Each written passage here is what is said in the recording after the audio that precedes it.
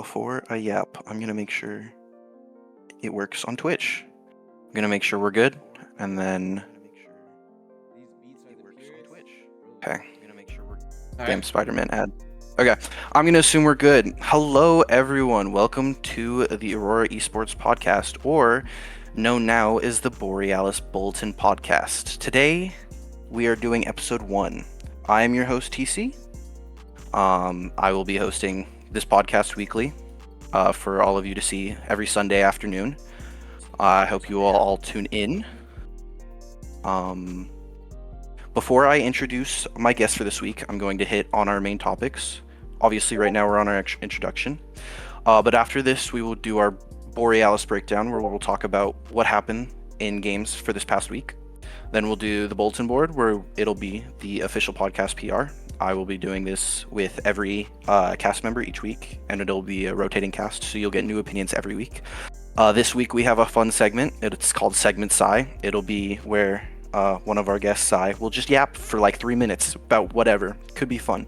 Could be not fun. Who knows? Then we'll go into TC's test. It'll be kind of a game show thing where I'll do a little fun thing with my guests, and it'll be a game-esque thing. You'll see what this one is later. But each winner of the weekly game show will be a podcast guest of the week, and at the end of the season, I will put the podcast guest of the week in a draw, and whoever wins that will get a free Aurora Esports piece of merch on me. Then we'll do an upcoming segment where we'll talk about the games for the rest of the week and the games for next week. We'll do Write That Down, and if you don't know what Write That Down is, we'll just do some hot takes and fun opinions that I will write down, and we will laugh at as the season progresses. And then we will wrap up the stream, and then I'll see y'all next week. But this is the beginning, and I have people to introduce. I will go one at a time based on what I think I know is set up on Twitch. First, joining me is our production head and teammate on the Super Saiyans with me, Greg. I drew Say hi, Greg. aggro the second that the podcast started, so I'm not in frame right now. I swear I'm here. Well, that's on you. I think second on. Okay, I think second on the stream is Sai, member of the Kitazons. Hello, I want to say, Greg, I think the chair cam looks a lot better than you being there. Wow, that's really mean. You know what? I'm patting my cat. You cannot rage bait me. I'm literally patting the cat right now. And then finally joining us, winner of last season, manager of the Mars Shadows, and dripped up in a suit, Nathan. Yeah, So- happy to be here. Thanks for inviting me.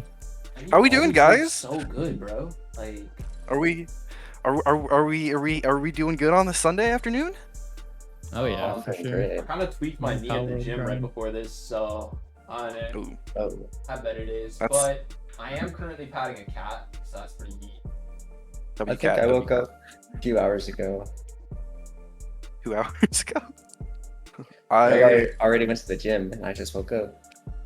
You know, Like- everyone's got their priorities. You know. Like, damn, bro. Yeah, like I already gone out and stuff. Like, I woke up late, so I immediately started working on making sure everything was set up for this. So, you know, that was fun. I thought it was so behind, and then I just wasn't. This wonderful auto prod made by our commissioner Booney was way simpler than I thought it would be. So Booney's been cooking this season with like all the website stuff. Like he set up a auto prod setup for Deadlock. He made some adjustments to the Overwatch auto prod. He made new production stuff for the draft and for the legacy draft. the Pokemon ones, Pokemon draft. He also made that. I know. Like, Yeah, he you handled been that cooking. one. So yeah, Yeah. Booney's working on a lot of things. So everyone, Booney is- thank you to him. Winter's great. He's been doing way too much. So he needs some help. Bro hasn't been to the gym I don't- with me and Railfish Someone in like help a that month guy. because he's just been busy with Aurora programming stuff, and it's like, I think I'm after all missing the ALS, stuff, he's pretty much done. I think, and I think that's all he has left. So I know he's been working on this for me for a couple weeks. So I've been working with him on that. So, and yeah, now it's done. It looks good. There's a couple things that we might tweak, but yeah, this is how the podcast will look for most of the season. I think it looked good, bro. I think it looked good. Yeah.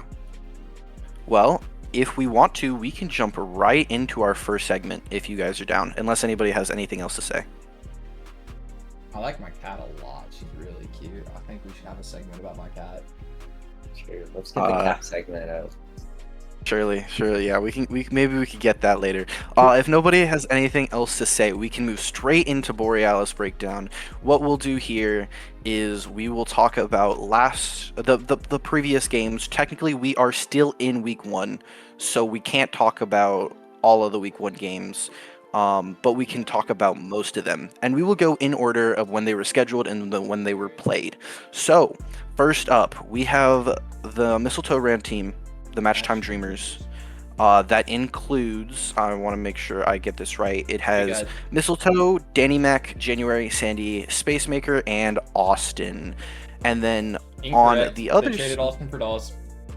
Oh, okay, the sheet is not updated. Public sheets. I messed that up. Okay, public sheet's correct. The draft, the thing I'm using is not correct. Yeah. On the other side, though, you have the Alaskan Salmon ran by Corey. On the rest of the team, Tommy Slat, NX2, Lobster, Peepaw, and Buns Bronson.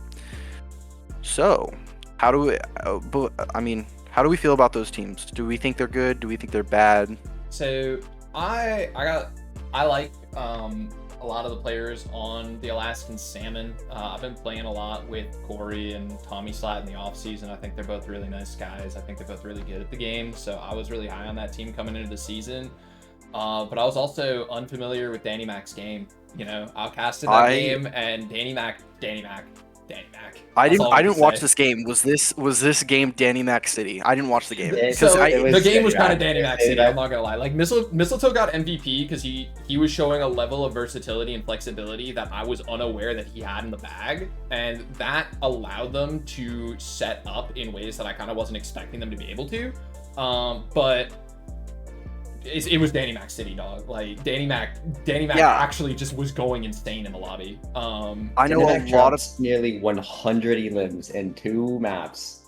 That's insane. No, it was gross. I need to watch this game back. I know a lot of people were predicting the Alaskan Salmon to win. I mean, when you have a core like Corey and Tommy Slat, and you have Annex on Flex DPS, it's good. Yeah. Lobster Peepaw are good sinks. I don't know much about Buns Bronson, but I've heard some glaze in terms of Buns Bronson. I've been seeing a lot of Buns Bronson glaze coming into the season.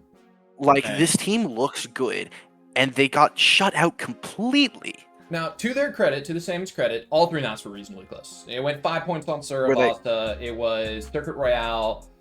It went to overtime, if I remember correctly. And then Kings Row was the only one that wasn't, like, crazy close. But, like, they put together some really impressive... Like, Corey had some really impressive clutches on that defense there. And that was still, like, a really good showing for them, all things considered, even though they did, like, ultimately get 3-0'd. Okay. Oh, I misremembered the Circuit Royale score. I must have been thinking of a different game. There's been some crazy Circuit Royales. But Circuit was still close. Circuit was still close. I remember yeah. that. The Alaskan Salmon like barely lost because Mistletoe put down a crazy lamp that denied 2 ults by itself. Yeah. No, that single Mistletoe's actually won the got a map. BAP on him? That's what I'm saying. That's why he got MVP. Like we didn't know this. I didn't know Mistletoe had a BAP on him. This is new information. No one knew Mistletoe had a BAP on him. He played Lucio, he played BAP, and he played Kiri. Mistletoe's, I know he's played Gary in the subseasons, but from what I understand was a mostly Juno Kyrie merchant. But now he's branching out, and I think that is respective as a team captain. Flexibility on that low SR support is it's very valuable, and when you have like the incredible teammates he has, it's like a team of Thanos. Yeah, I know that core in general, even outside of Danny Mac, that includes Sandy, January, and Dawes, Spacemaker. Yes. Yeah, that's such a good group to be around. Like I don't know too many things on a lot of these people, but I do know that at the very least, Spacemaker, Josh, Heatmeister, whatever you want to call him, all vibes. Vibes. So that's a good guy to have around. And then I've heard that January Sandy Dawes core is just evil. Yeah, like I'm very high on January. I mean, my name was number one January fan. January is so good, and being a rookie, not much people knowing about them. In that match, they literally would get like first pick every single fight. Like anything's going wrong on that team, January would just find a way to win, and that duo, January and Mac, was like electric. Yeah. Sounds like a team that's starting pretty complete. I do think that the Alaskan Salmon will bounce back. I think given that team give them a little time to cook, find what they want to do, and they'll at least be a middle of the road team because the only I mean those players are all good. Yeah, it's like a bunch of really good players. The only real issue I have with the Alaskan Salmon is that like I think Annex is the only player on the team whose best role isn't support. So like necessarily they're gonna have a couple of people on off roles at all times. So Corey's got a really good tank. Tommy Slot's got a really solid tank as well. Like it's not like they don't have good options. It's just they were running some Buns Bronson tank as well in that match, which so they're experimenting a lot with who's gonna be taking up that tank role. But it is like it's not obvious because you don't have a true anyone who's a tank main. You have 5 support players.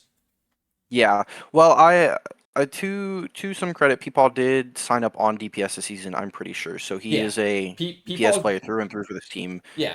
Peepaw's DPS SR is a lot lower than the support SR, but did sign up main role DPS. So Peepaw is going to be on that DPS most of the season. And I think some crazy fights on Soj too. I think Peepaw Annex to DPS duo is going to be massive. It's just revolving Corey, Tommy Slat, Lobster, and Buns Bronson on who's playing tank and who's playing support for that team. So I think it'll take a couple of scrims for them to figure that out, but I feel like there's too many good, like, smart players on that team for them to not be at least decent. I agree.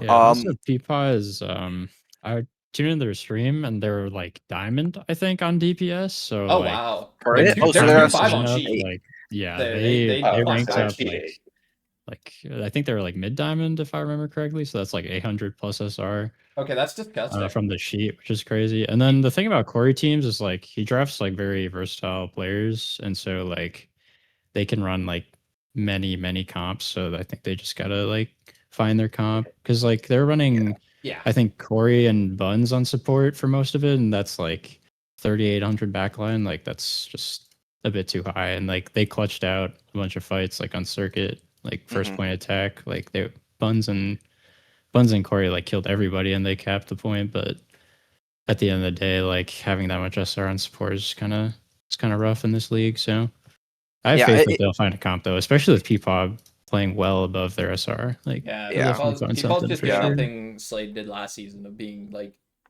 low plat on the sheet and mid diamond all season. It's a little disgusting. Little disgusting. Imagine having fake SR. Anyway, we'll move on to our next game, a Giga Banger to start off the season. The Toucanets, I think is how you say that, and then the Unemployed Ender Dragons. I know there was some stuff that happened in that game, but we will not dive into that. We will just dive into how the game went in general. It's a close game, 3-2 in favor of the Toucanets. I also didn't catch this one. So, what do y'all think? Yeah, I saw it. I think a big problem with the match was that I believe Forever Kinde wasn't there. Yeah, so they could not run Vindifan on tank, which I think is their best comp. And so just being able to go 3-2 with like I've never seen like Asmodeus play tank.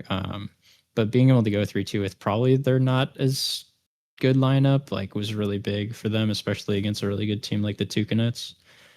So I personally have Ender Dragons like top of S tier still. I think their best comp is like Thanos. They have Vindifan on tank, Cupcake Slicer DPS, and Asmodeus on support. Like that's insane. These two were Skycer and Sonic drafted two really well done teams, and even though the Ender Dragons lost that first game, I think these two are still like very high super teams. Like I think losing that game first is not an issue, and at least it was close, right? Yeah, like. If it wasn't close, it would speak less to preseason PRs, but yeah, I think these are two super teams that everyone should be scared of. So Yeah, in my personal like preseason rankings, I think Toucanets are best team in the league at a draft. I really am very high on that team. I want to shout out Andrew, who I think at 2.6 is going to be incredibly fake SR. Andrew's got really good mechanics and is just going to be in Kiri jail all season. And you put a 2.6 on sheet, but good mechanics player whose off roll is way higher. I think there's going to be a lot of value there. And I love wrecking ball players. I think wrecking ball players do crazy work in a we draft need league. we need to stop letting Sonic just get these awesome teams. Like the Marmots were good, and then the season before that, the Puffles were good. Sonic's just a good So captain, unfortunately, for the rest of he knows us. he knows what he's doing, and Yeah. and it's scary. It's scary. I So I want to point out that the pick'ems on this game was perfectly split 50-50, and it was a very close game. Yeah. I think yeah, I there's think it consensus that speaks. these are both top 5 teams. Like, Yeah, pretty much I everyone is have rating both these teams very highly. I have the Ender Dragons in my PR at 4 and the Toucanets at 6. So I think both Wow. good I think teams. that's low considering a lot of people's takes. That's I Yeah, I mean, Yeah. let's take a It look could be at low, but official PR's got Toucanets in first and Ender Dragons in fourth. So, 4, yeah. yeah. And I interesting. think I think from my understanding, the Toucanets are only at 4 because someone was Other way lower on around, them Ender than Dragons. others. Oh, sorry, yeah, the Under Dragons were at 4 because someone had them lower than others. So it increased like the Super Saiyans to like 3, even though everybody's consensus was they were like a 5, 6, or 7 team. Yeah. Um, Official so PR put Super Saiyans at 3, not because anyone was putting us like top, but because every other really good team had at least one person who was like a massive naysayer, and there's no one who's truly low on Super Saiyans, yeah, which so it works. uh, I yeah, have hey, Saiyans at 3 as well on my PR. that's I personally, as the I'll take captain it. of the Super Saiyans, have us really around like that 7 area, just because, especially preseason, just because we need to find our footing. There's so many, I think, questionable factors about my team specifically that I think I'm learning I are working out in my favor rather than not working out in my favor. Um, but I think earlier I was definitely like I think there are teams that are better than us that we can work towards. But we'll I we'll think get it. to us in a little bit. Yeah, I think we'll talk about us. we're next. I'm gonna glaze myself a lot. Yeah, yeah, yeah. I mean, if anybody doesn't have any more things to talk about on the Toucanets and the Ender Dragons, we can move straight into the next one. Yeah, I'm down for that. Mhm. Yeah. Okay, cool. We have the Super Saiyans who beat the Spurt Syndromers in a 3-0 battle. And before Greg goes and glazes himself, um, I do want to say that that first map was really, really close, and then we kind of ran away with it. And that was because the rest of my team is great and I suck. No. This is fake narrative. This is a Um, fake narrative. No, no, it's the real narrative. When we took me out, we rolled. We kind of rolled. So it's just I'm not on my one trick anymore, guys. I don't know if you saw. I was playing Mizuki and Wu Yang. Like, what am I doing? That's Yeah. crazy. No You know, way. Yeah, I didn't unfortunately, watch this game. uh, I'm the higher SR support, so I just pulled up the TCA. I stole his lunch money. I said, "You're giving me that hero," and I'm not giving it back. Yeah, no, he's That's why not. you win MVP. He's not. He's not. Yeah, and then what happens is then when we move somebody else to support with Greg, he gives them the Kyrie and he just goes it off and plays Okay, but Lucio. have you considered that my Lucio went crazy? Did you see what I Your was doing? Lucio went crazy. That is something I want to point out. This guy deserved that MVP. He played flex support, which people don't like. People know this guy's a main support if he plays support.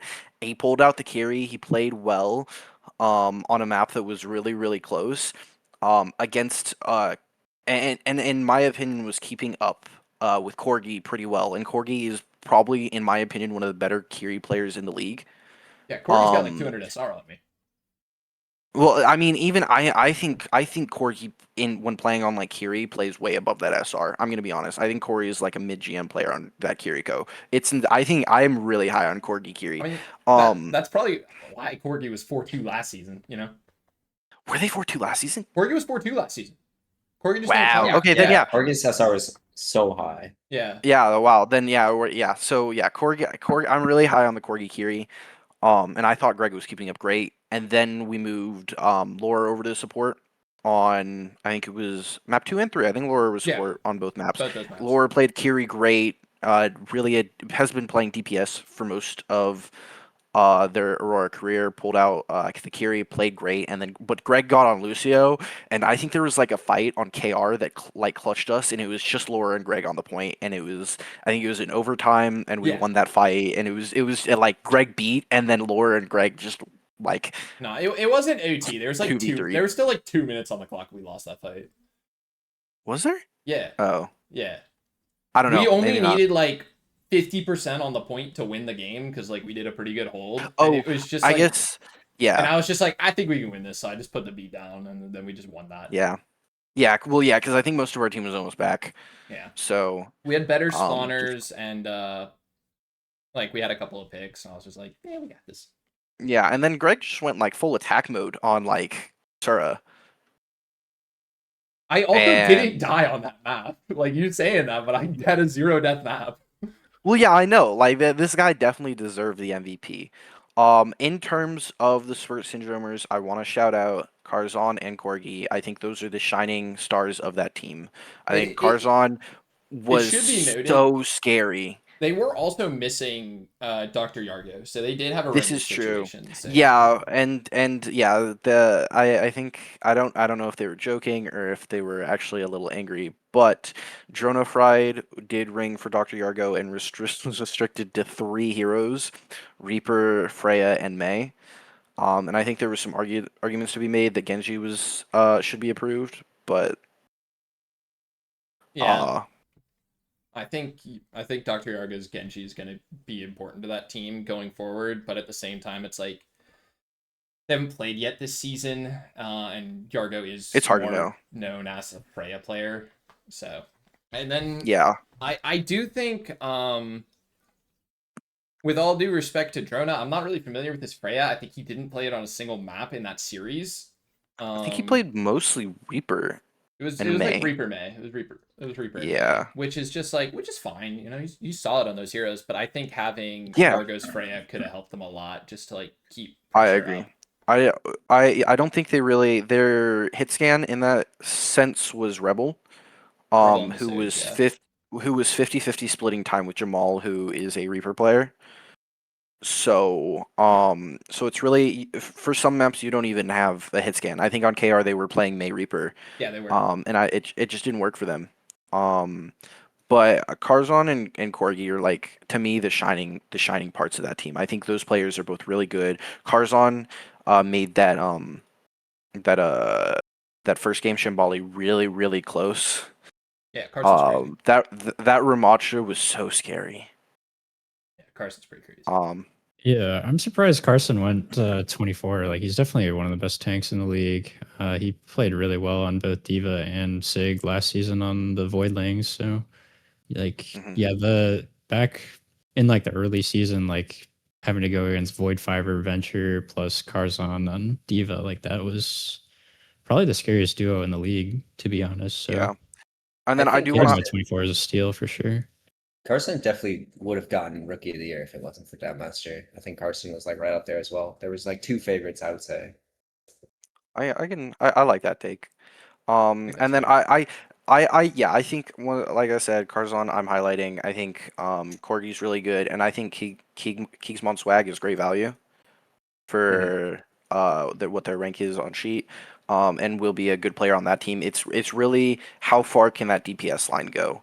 How hard can Dr. Yargo come in and carry that DPS line? Because Rebel and Jamal are lower SR players. Not saying that they are bad in any sense, but they are respectively gold and silver on sheet. So, Yeah, I think the DPS lineup is big question mark, I would say, for this team. Other than that, I think the team is pretty solid. yeah. We can go on to the a million games that happened yesterday. Dude, too many. But we can start with I think a bigger surprise for the weekend, the Shattered Island Skylanders and the Kokomo Keyblade Masters, where this game went to map 5 and was really, really close. I think people are really high on the Kokomo Keyblade Masters, and I think people were really low on the Shattered Island Skylanders. Mhm. And Yeah. I think this changes some Yeah, things. I saw a couple of things I really liked on the Skylanders that I want to start by shouting out. Firstly, Onshore Rook. Bonesies. I want to shout out Onshore Sorry. Rook first. I want to Yeah, say no, that's fair. Onshore Rook has always had a good Ramatra. Ramatra just got buffed, and I think that was helping them a lot, but also was showing some other really strong heroes like the Zarya. Like, The if I Malgo remember was good correctly, on map Circuit 1. Royale turned into a Zarya mirror, which I did not expect. But Yeah, it was really, that was a fun watch. but Onshore They Rook was cooking, dude. Onshore Rook was cooking on that Zarya, and I agreed. think as a low masters tank, Onshore is showing a lot of good things this season, and really has been showing a lot of good things the last couple of seasons. I've always been pretty high on Onshore Rook, so I think that's a really good starting point for the team. But yeah, of course. Bonesy comes back from 15 years of war and retirement and And map plays 1 gets a 5K. Dude, like what are we doing? That Uh, was you know, that was insane to watch. That's how you were playing that, weren't you? You were ringing I for was. Cherry Man Cake. I was ringing, and I really think that the Skylanders could have won the match if they didn't have a Chud ringer. No. We Um, can't say that. We can't say that. We but can't no, say that, I bro. think no. No, I think it's not map on you. one. It's never you, King. Map 1, it was definitely just Bonesy theory. I mean, he hard carried that entire map. We won because of Bonesy. He played out of his mind. Yeah. I'm trying to remember what were the maps. I don't even remember. After that, it was Circuit, where you guys both capped with like 3 minutes remaining. Oh, yeah, That was Just Circuit- gross insane. time banks. Circuit was a crazy back and forth. I mean, dominant offense into a dominant offense into pretty solid overtime holds. Yeah. It was the Zarya mirrors on that map was very interesting, but I think it worked out really well. I don't think normally you would see a Zarya on that map work, but it did. I think both Zaryas were really good. Yeah, no, I remember, for people who don't know, I'm bringing back top 10 clips this week, and I was watching this game and I was writing things down, and I was like, oh, Onshore just got a 4K, while nanoed on attack on second point, Yeah, and then they there's a clip. cap, and then like 30 seconds later, Silver Talls gets a 4K, almost 5K with a grab, and I was like, okay, well, these Zaryas are going crazy. They're just trading blows back and forth. It was, I know, yeah, it was a really fun watch. But If anyone both can make Zarya work, it's gonna be them. Yeah. Onshore and Silvertails, yeah, we'll have to watch out for them this season. But yeah, No, I was Bonesy talking Bonesy was to great as well. Yeah, and I want to shout out that Silvertall's tank look for the Keyblade Masters. I think that's probably going to be their better lineup for this season, in my opinion. What's the alternate? Their alternate with, is Big Brain Tank. Big Brain Ooh, Tank. okay. With Oh all yes, he due was playing respect, Malgo on map 1. I'm not as moved by the Big Brain Tank lineup. He did win the what was it, Sura? Yeah. That he won. So he did win. Yeah. Like, there's nothing wrong with it. I just like the Silvertall's tank lineup more. I will say after Circuit Royale, I had to dip. So what happened on those rest of the 3 maps? Midtown was I wanna. diabolical. Please purge the Oh my the god, footage. C9. The Oh. C9. It wasn't even C9. Yeah, Oh my that's god. What happened? It was a 1v3.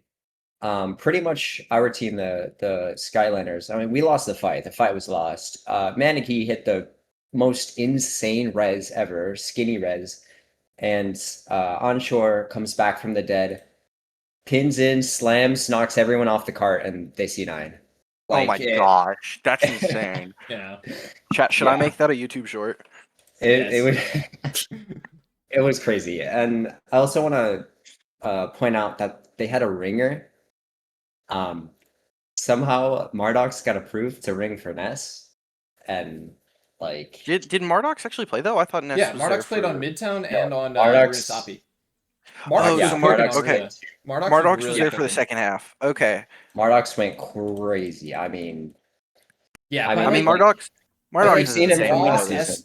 I mean, we know this. the thing is, like, Nesquik is like champ 4 right now. Like it's really Yeah, no, hard to that's argue that like anyone is an invalid ringer when your champ 4 player is missing I a think map. I think if Marduk's locked in, he could be top 500 on our rolls. I'm gonna be honest. That guy is mechanically insane. I mean, Marnox is one of the best players I've ever seen. Yeah. You know, like I've experienced that. You know, I played with him last season, and I have like all the respect for Marnox. yeah, like Mardox is like I don't actually know what Mardox's DPS SR is like in terms of rank, It's like but I think 3,800 last season or something like that. he was no, I think he was like 4K last season, but it Was was he? it's kind of egregious though. Yeah, It was definitely 4-1. lower than it should have been. Oh, was he I think 4-1? 4-1. Okay. Yeah, but I think like if he signs up, he's like 4-7 on DPS if he signs That's up again. insane. Because I mean, like not often do you have like a very high SR player be like in also incredible SR value, but Mardox was incredible SR value at 4K. Like that's Yeah, great to I do see. hope to see him back in the league in future seasons because he's not only is he just really good at the game, he's fun to be around. I've been on a couple teams with him. He's a fun guy. Yeah. So, Mardox. but Yeah, if you Mardox, look at the like stats sheet for last season, like Mardox has like I think it was like 11 full damage per 10 or something, which is absolutely insane because Yeah, that's like kind of most disgusting. other hit scan players at the same SR had like 9K. Like Yeah. he was definitely in my opinion the best hit scan in like the Yeah, entire guy's league from last league, insane. even though it's his off Mardox, roll. Like Mardox he's is in one my of the best. DMs right now. Leak the DMs. Leak the DMs. He said he does not like anyone on this group. Oh, he He hates doesn't us. like Nathan, doesn't like Grit. No, I'm kidding. Oh, yeah. See, notice how he didn't say he didn't hate me. You know. Oh, he said he super hates you. Ah, damn, No. damn, Get damn, what I damn. did there? No. Get what I did there? That's Yeah. crazy. I saw what you did there. Yeah, no, but Anyway, yeah, no, that the we map 5 ended up just unfortunately the wheels fell off a little bit for the Skylanders. I think the ban was really good from the Keyblade Masters. They forced Bonesy onto Torbjorn by banning Soldier 76. You don't think about Soldier a lot. There's not a lot of players who really are doing a lot with Soldier, but Bonesy was going crazy on Soldier that whole series. it's like him and HVSec. Yeah, but Bonesy was doing so much work on the Soldier, and they just took that away. And Bonesy tried to Why didn't pick he up. play Reaper? I don't know. He went for the Torb. I It's don't really think a it good worked out question. the best. Or the And Genji? He was playing Genji on Circuit. He played was, either yeah. of those. But yeah, and Mardox was really really cooking on map 5. So I really think the comp from the Skylanders just was a huge question mark for me because they have the double flex support and they have Yeah. the double hit scan, so their whole plan is to like play slow, poke them out. But then they had a Malga, which Malga wants to like charge in and like and get in there. So Yeah, Yeah, like, if you're they if you're definitely- playing there's if you're some playing good- Malga there, if you're Bonesy, I think you play Reaper now. yeah, think. I mean they needed either a flex DPS or they needed like a Sigma or Ram. Yeah. Their comp just like seemed really weird to me, and I think that's low key why they lost. But Yeah, I will say Shattered Island Skylanders are a team to look at now. I think people were very much underrating them preseason, and I think they proved themselves a little bit here. I think they could be really really scary. Yeah, I think yeah, I think Bonesy Bonesy's showed that reaching I'm back still to his got it. prime. Yeah, the team yeah. overall I think is very solid, but like like Nathan said, the comps that's that's a big thing to work on. I think there's a lot of other things to work on, and I think just throughout the season, this team puts everything together. It's gonna be a really scary team. Yeah. Yeah. Yeah, I like all Moving- their individual players, but they don't really have like a Lucio player anywhere on the roster, so I don't know how they're gonna do like super aggressive comps at any point. They've got 2 flex supports, and then Meniki is like a Mercy Juno player, so it's like you can try to run like Juno for speed in that type of option, but I think Lucio is still just better generally. Yeah. I think We'll you see just what mercy they- pocket. You just I think you mercy pocket the soldier Bonesy and you win. and Yeah. I know I don't think that. I'd complicate that. I know Circuit. I think Circuit was a little rough for Maneki just because of that Mercy ban, Yeah. and that map was still close. I think you get the Mercy ban, or if they don't ban Mercy, that map is Skylanders all the way. So I think we'll see a weekly Mercy ban for that team. Oh yeah. Yeah, 100%. But yeah, moving on though, we have the Copenhagen Cats versus Cheetown Chillers. I think from what I heard, Spicy won all his maps. Is this Spicy season, guys? This is Spicy season. We're going by Spicy stock. I think their team is really good, and I think with Spicy in, like that Spicy lineup is just so strong. Yeah. Do we know what the spicy lineup is? I don't I think have to I've double. seen- I missed I'd it. have Yeah, to- There was I too would, many I games would, happening. yeah, I there also didn't were a watch lot this of games. one. I I, didn't watch I, this one. I also didn't watch this one. But I think the one with Spicy, yeah, Spicy on tank. I think it might be Vindfish DPS, and then I think it's no, it might be Frustrator DPS, and then it might Frustrator. be. I think I've it's heard. that. Spicy I've Vin, the heard. Frustrator Fish fish on Basket. support. Yeah, I think it's Yeah. Fish on support. I It's mean, I this. guess you could put Spicy says it's Fish on this. Cool. DPS. Spicy says it's that. Okay, Spicy then says yeah. it's Spicy Vin Frustrator Basket Fish. Okay, Hmm. yeah. No, I've I heard. also Sorry, go ahead. um. I sorry. Whoa. Why am I not logged on Twitch? Whatever. RA:3. Whatever. I lost my train of thought. Whatever. Sai, you go. Okay. Um, I've heard from Spicy that they're very high on Frustrator and Basket, right? I think both are just really good players and for their SR. So I think Yeah. overall this team just seems so strong, know especially with Fins when and original, Fish. Like, I know there was some like people throwing up hands when Basket's original SR was dropped at like low diamond, and the Yeah, admins that was recalced them at like low masters, and that was the the thing. pitchforks went down. That was the thing. People were telling us about that, and eventually we were like, okay, fine, we'll fix this, and I think we fixed it, and I think people were still telling us that 3600 or whatever we have them at is still underrated. Apparently, So this is apparently the 500 SR edition from the admins still has the best good SR value. So I don't know. Basket might yeah, be Thanos. no, I there was a big thing after draft night where a ton of people got together in Caster's chat, um, or whatever, or like a desk or production, and we talked about PR and our things about different teams. And one of the things I pointed out is the Cheetown Chillers are either gonna be really good or really bad, and it really depends on if this I team stays happy. If this team stays happy, this team is a top 5 team. If this team ever gets bad, I think it might be over. I think this team has very potential to be fun and chill, but also the potential to blow up. And maybe they'll prove me wrong, but that was what my my first instincts were, and I so far I think if they're staying happy, they're gonna keep the pace that they're going. So The fact that they opened with a win is just so like I think they're gonna get some momentum. I think the ball's already rolling. I see this team being very strong. yeah, let's give some love to the Cat team, the team that lost. They did take a map off. That's true. I think the Cat team is a very fun team. I think it's a fun team. I like Void. I Sure. like Rue. They have 3 Mercy players. I think they Yeah, should have took Manakee and gotten 4. Should've taken me, made it 5. That's my biggest thing. I think this team is it's like the Grizzlies last season with like Lucio theory, except we're running it Mercy this time. Yeah. Summers. So Yeah. the biggest like issue I see with this team is like as far as I'm aware, Cat and Mel's best heroes both Mercy, and they're gonna be sharing playtime a lot, and it's like I rate Bacon. I think Mercy boosting Bacon is honestly gonna be a pretty good strategy. Mhm. And I'm gonna throw out a curveball here and say that I think Rue on tank is gonna be good SR value on the season if they decide to run that a decent bit. But Mhm. I think if you're ever playing, I don't know if you can ever justify Rue support maps at 4400 on the cheap. I was looking at this before the stream, and I don't think there is a world where you can run any decent comp with Rue on support other than maybe putting like Void Fiber tank. Um, Yeah, like which I guess could work. Like there's that is a thing where you put like egg roll and bacon DPS, ruin like Mel or cat support, and then void fiber DPS or tank. But then your carry DPS is moving over to tank.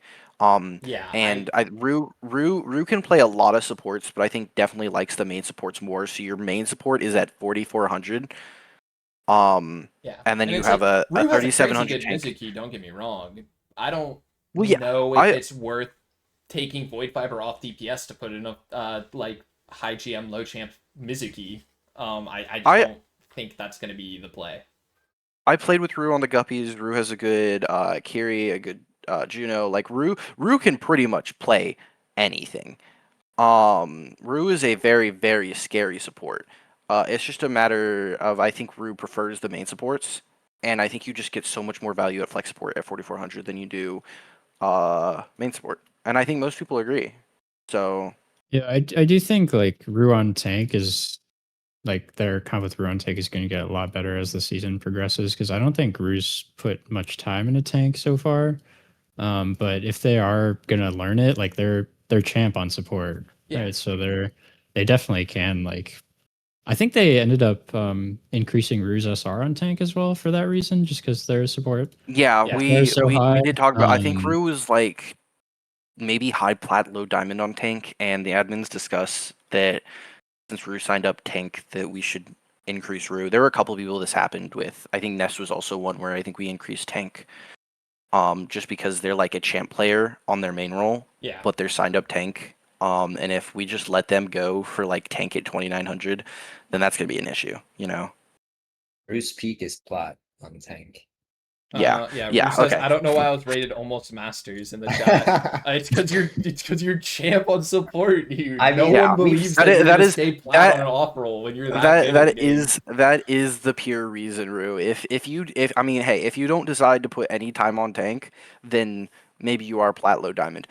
If you do, you could easily be masters. Like I think Yeah. I think most people can agree that like maybe you won't be GM, right? Because not all the skills transfer over. But I think if you understand the game at a champ fundamental level, you can get most of your roles probably up to masters. Yeah, like I mean, We've Rue's seen DPS main is already high supports in masters as tanks. well, so it's like I know they've got one high masters off roll. I don't see why the other like one of your off rolls is high masters. I don't see why the other one would be plat. That doesn't make sense to me. But yeah, I this team could improve over time. But if I'm gonna be honest, oops, all mercies, I don't have hope in. It's not. I don't think it's going to be. I don't think it's going to be. Brutal. I believe in Cat because I think Cat's cool and I think they have the cutest logo in the league and I'm gonna that's just a fact. No one can argue Yeah, on that one. I agree. I agree. It is a good Slademan's logo. And it's such a good logo. It's It too. is such a a good cute logo. It is a good logo. I can definitely top 3 logo Of all time. for me. Yes. I agree, top 3 of all So, time. All leagues combined, Um, including other non-Aurora leagues, still top 3. And then we can go to the next one. We have the Seattle Speeders versus the Iraqis Armadillos. Once again, to everyone in chat, I did not watch this game. I didn't watch any games. I didn't have time. I didn't have time Brother. this week. I was doing other things. Brother. I have an argument last night. Last night, I went to watch Minions and Monsters with my mom, and I don't think if anybody thinks that I should have been watching the games instead, I guess flame me all you want. I think you should. Honestly, spending Drop time with everything and family watch is Aurora. always a valid excuse. I'll give you this one. So, also shout out Minions and Monsters, just a fun movie. I recommend it. Yeah, I did Minions manage to and catch Monsters. bits and pieces of this game, so I didn't get to watch all of this game because I was kind of low key. Essentially, what I was doing last night is I was in a D&D session, but my character spent about 30 minutes on screen out of the 4-hour session. So I had the Twitch 3 different streams, Aurora second stream and Panini stream, trying to get bits and pieces of every match whenever my character wasn't on screen in my D&D section. Was this game fraud? No. This No, got it was, Panini prod. This got Panini prod. So I caught bits and pieces of this one. Okay. Yeah, I Panini didn't was see this reading, one. right? No, just prodding. Oh, he was just reading. Oh, he was just prodding. Okay. Yeah, so I did Just catch prodding. I did catch Oh. a bit of this game. I got some opinions. Dabmaster is the least ethical person I've ever seen for playing Roadhog. I think we need to execute Dabmaster, permanently ban him from the league for playing Roadhog. Hell, we love Dabmasters go. Roadhog. Dabmasters No. go. Also, for the can't- people, I can't respect the Roadhog player. Played Roadhog on Also- Kings Row. Base. No, that's just Yeah. base. No, the I think Roadhog that- pick was really good. It was 'cause I really think good. It worked great. Marmello is primarily Doom player, so like Yeah. playing Doom into Roadhog, like that does not sound like a fun time. Yeah. But also I wanted to highlight a guy with a face on Gibraltar. He he busted out the Winston and actually wasn't that bad for 2450. Definitely was really good for that SR, and they were able to take that map. Yeah. Which was I I think think great. this. did Sure. I think MVP. this. I think this team is really good, and I think it's me just being really high on Para and Dabmaster. I think I think Para went criminally low. Like he should have gotten way this earlier. guy was the carry hit scan of the Plus Ultra Pangolins, Yeah, he's John Hiscan. and was completely, I think, still underrated. Like this guy is really, really good at some of the hit scans. I know some people thought that he was an Emery one trick merchant. Real ones know that he also has a really good Soj on him and a decent cast. So, um, there is that, and I think that duo. I think this team has chemistry as well, right? Like Swifters, Dabmaster, Para, Taken, aren't they all like BPL players that hang out and stuff like that? Yeah, for Mhm. sure. And Wallet So at Diamond on all roles. I've seen Wallet play every single role like to a pretty high level. Just the Yeah. fact that they're Diamond all roles makes this team like really, really good. And then I think Swifters on support at 3600 is also a really good value. Yeah. Like Agreed. even Yeah, like after the trades, I was very skeptical about like because I think he had pick number 1 and then his next pick was number 72. 71, Yeah. 72. So Yeah, I was kind of concerned about like who was going to be left at that point, but he got Wallet, he got Para, and like Nash Browns is good value as well on support. I was looking at him during the draft, and yeah, he definitely did really good for having like lower picks in the draft. Yeah. So No sec. I think this team is. I'm high on this team. Yeah, the secondary players for having no second round pick are crazy good. Like you are so happy to come out of the draft with Para at the end of the third round and taking Wallet in the fourth. Like taking Wallet in the fourth is really good. yeah, I That's that's great I value. crazy. That's actually crazy. I know me. Some people, some captains, including me, thought Swifters got absolutely cooked by the trade that me and War did with him. yeah. Um, and like everyone knew that he was going to grab Dabmaster at 1, and then everything else after that followed was just not going to work out, and then everything just like fell into place for him. Oh, He got this line Para went and Taken perfect. Wallet, which filled perfectly into the team, and then 2 sinks that work really well for what he wants. So like I think everything just fell into place for Swifters, and I think this team is going to be really good. And I know some people were really high on this team, some people were really low. Um, Yeah, I think if and I guess we'll guy just with see the as the face season progresses. Winston continues to look this solid, this team's gonna have a really good season. I caught that Gibraltar map, and I think guy with a face on the Winston was doing really solid work. And when you've got a DPS lineup this good behind you, you got Dabmaster on DPS behind you as this gold Winston player. You know, if you can get some space for that guy, you're gonna win a lot of maps. And I think guy with a face was doing a really solid job on that Winston. It's just Yeah. one theory. You get your champ DPS and you get a low SR monkey player. Yeah, I like it. Uh, I like it a lot. um, the next team, or next game, we should highlight are the Deal Sealers 3-0ing the Oregon Ogre Pawn. Mm. I did not expect this. I thought these teams were very similar skill level.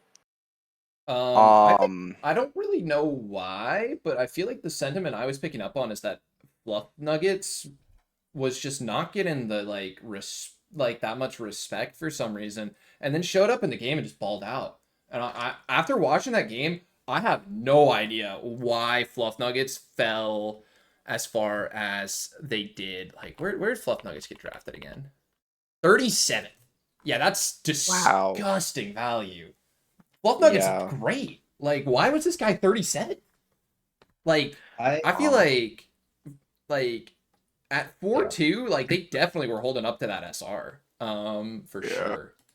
I was Yeah, I very they want to are. impressed. self glaze real quick because on my PR, I feel like so far my PR has been really good. I had the sealed dealers pretty high up, and they did win 3-0. I didn't watch this too much. I think I got like the first map and maybe a little bit of the second one. Mhm. Um, but yeah, I think the sealed dealers team overall looks Deal very Dealers. strong. Yeah. Seal Dealer. I also love the name and It's the Deal logo. Sealer. Field Sealers is a great one. And their logo is Oh, Seal Their Sealer. logo's Bro's just not saying it bad. wrong. I love their logo I like so how much. Sai's just saying it wrong, and it also sounds like it could work because deal I didn't. sealers and sealed dealers. It's just like I think I wrote Seal Dealers on my notes this whole time, and I didn't even realize I had it wrong. Nah, but yeah, No, the I Deal love the Sealers Seal. logo is adorable. Their name's adorable. I love Yes, everything about their branding. little top hat. It's so It's good. great. It's Yeah, great. I've Yeah. Yeah. I heard good things about Kairos, and I think this duo of Fluff Nuggets and Kairos looks really really good. They also have Charbotron, like my goat, That's MVP. Gototron, the reigning MVP. So like, surely this team just is going to be good. Yeah, on top of that, they also have a bunch of value picks. Like they have Lux on Flex Support, I believe, is what they mainly played with Charbotron, and Lux is 3850 on DPS, and they on support they are 3300. So yeah, they're and- going to be a and- demon on the carry. And then on that same lineup, they have Wrecked Cactus on DPS as well, I and think Wrecked Cactus DPS was Wrecked looking Cactus really is good good. value. Wrecked Cactus got like I- a crazy Junkrat 3K Garrett- on New Junk City, and I was like, I'm sold. This is what you I need. like Derek the Junkrat hasn't- look. Derek hasn't played in a while. I think it's been a couple seasons, but he's a good Yeah. player.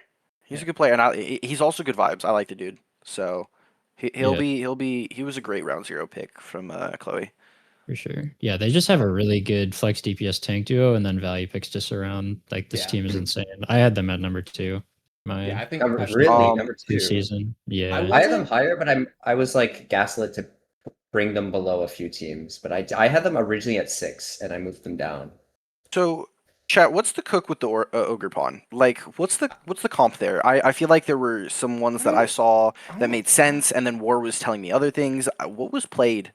So they were playing why a did they lot lose? of Koi tank, SLP, and Tanic B on the DPS, and then War low support. Transflex did not make it to this game. Okay. So they did not run See, any Transflex lineups. That's so it was just- that's the comp that So- I expected. Yeah, and I didn't. So there's a bit of an asterisk here. War was DCing constantly in this game. I think War probably should have just Okay. gotten a ringer for himself because he DC'd like 3 or 4 times. It was Okay. really bad. It cost them a point on Circuit Royale. It cost them a point on New Junk City. It was really problematic. War Okay. DCs at very inopportune times cost the Ogre Pawn a lot in this series. Gotcha. I don't remember there being a bad War DC on King's Row though, and that was like the worst map for the Ogre Pawn. So My biggest question with that comp that has obviously some of the theory is you front load your tank and your DPS and you have low SR supports. Yeah. Like that is a theory in Aurora. Yeah. And I can respect it. My biggest question with this team though is who is playing flex support? They have 2 Lucio players. Oh, hello, cat. Like maybe Translect. well, I mean, okay, but Translate isn't there. When you're Translect is in is the flex support, sure, but yeah, but when you're running that main comp, when you're trying, like obviously SLP and Tanic are trying to carry Koi, but like who's the guy taking care of Koi there?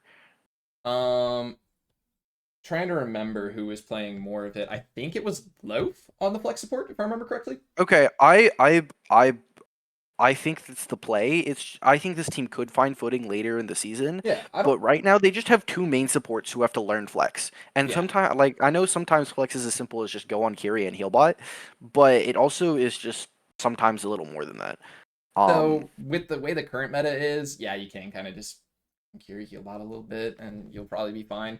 But yeah, I don't love the way this lineup got put together, to be honest. Like, I'm not very high on the Ogre Pawn. Like, we're saying that our theory is that we're going to front load our tank and our DPS duo, but then we still end up with a mid-diamond tank.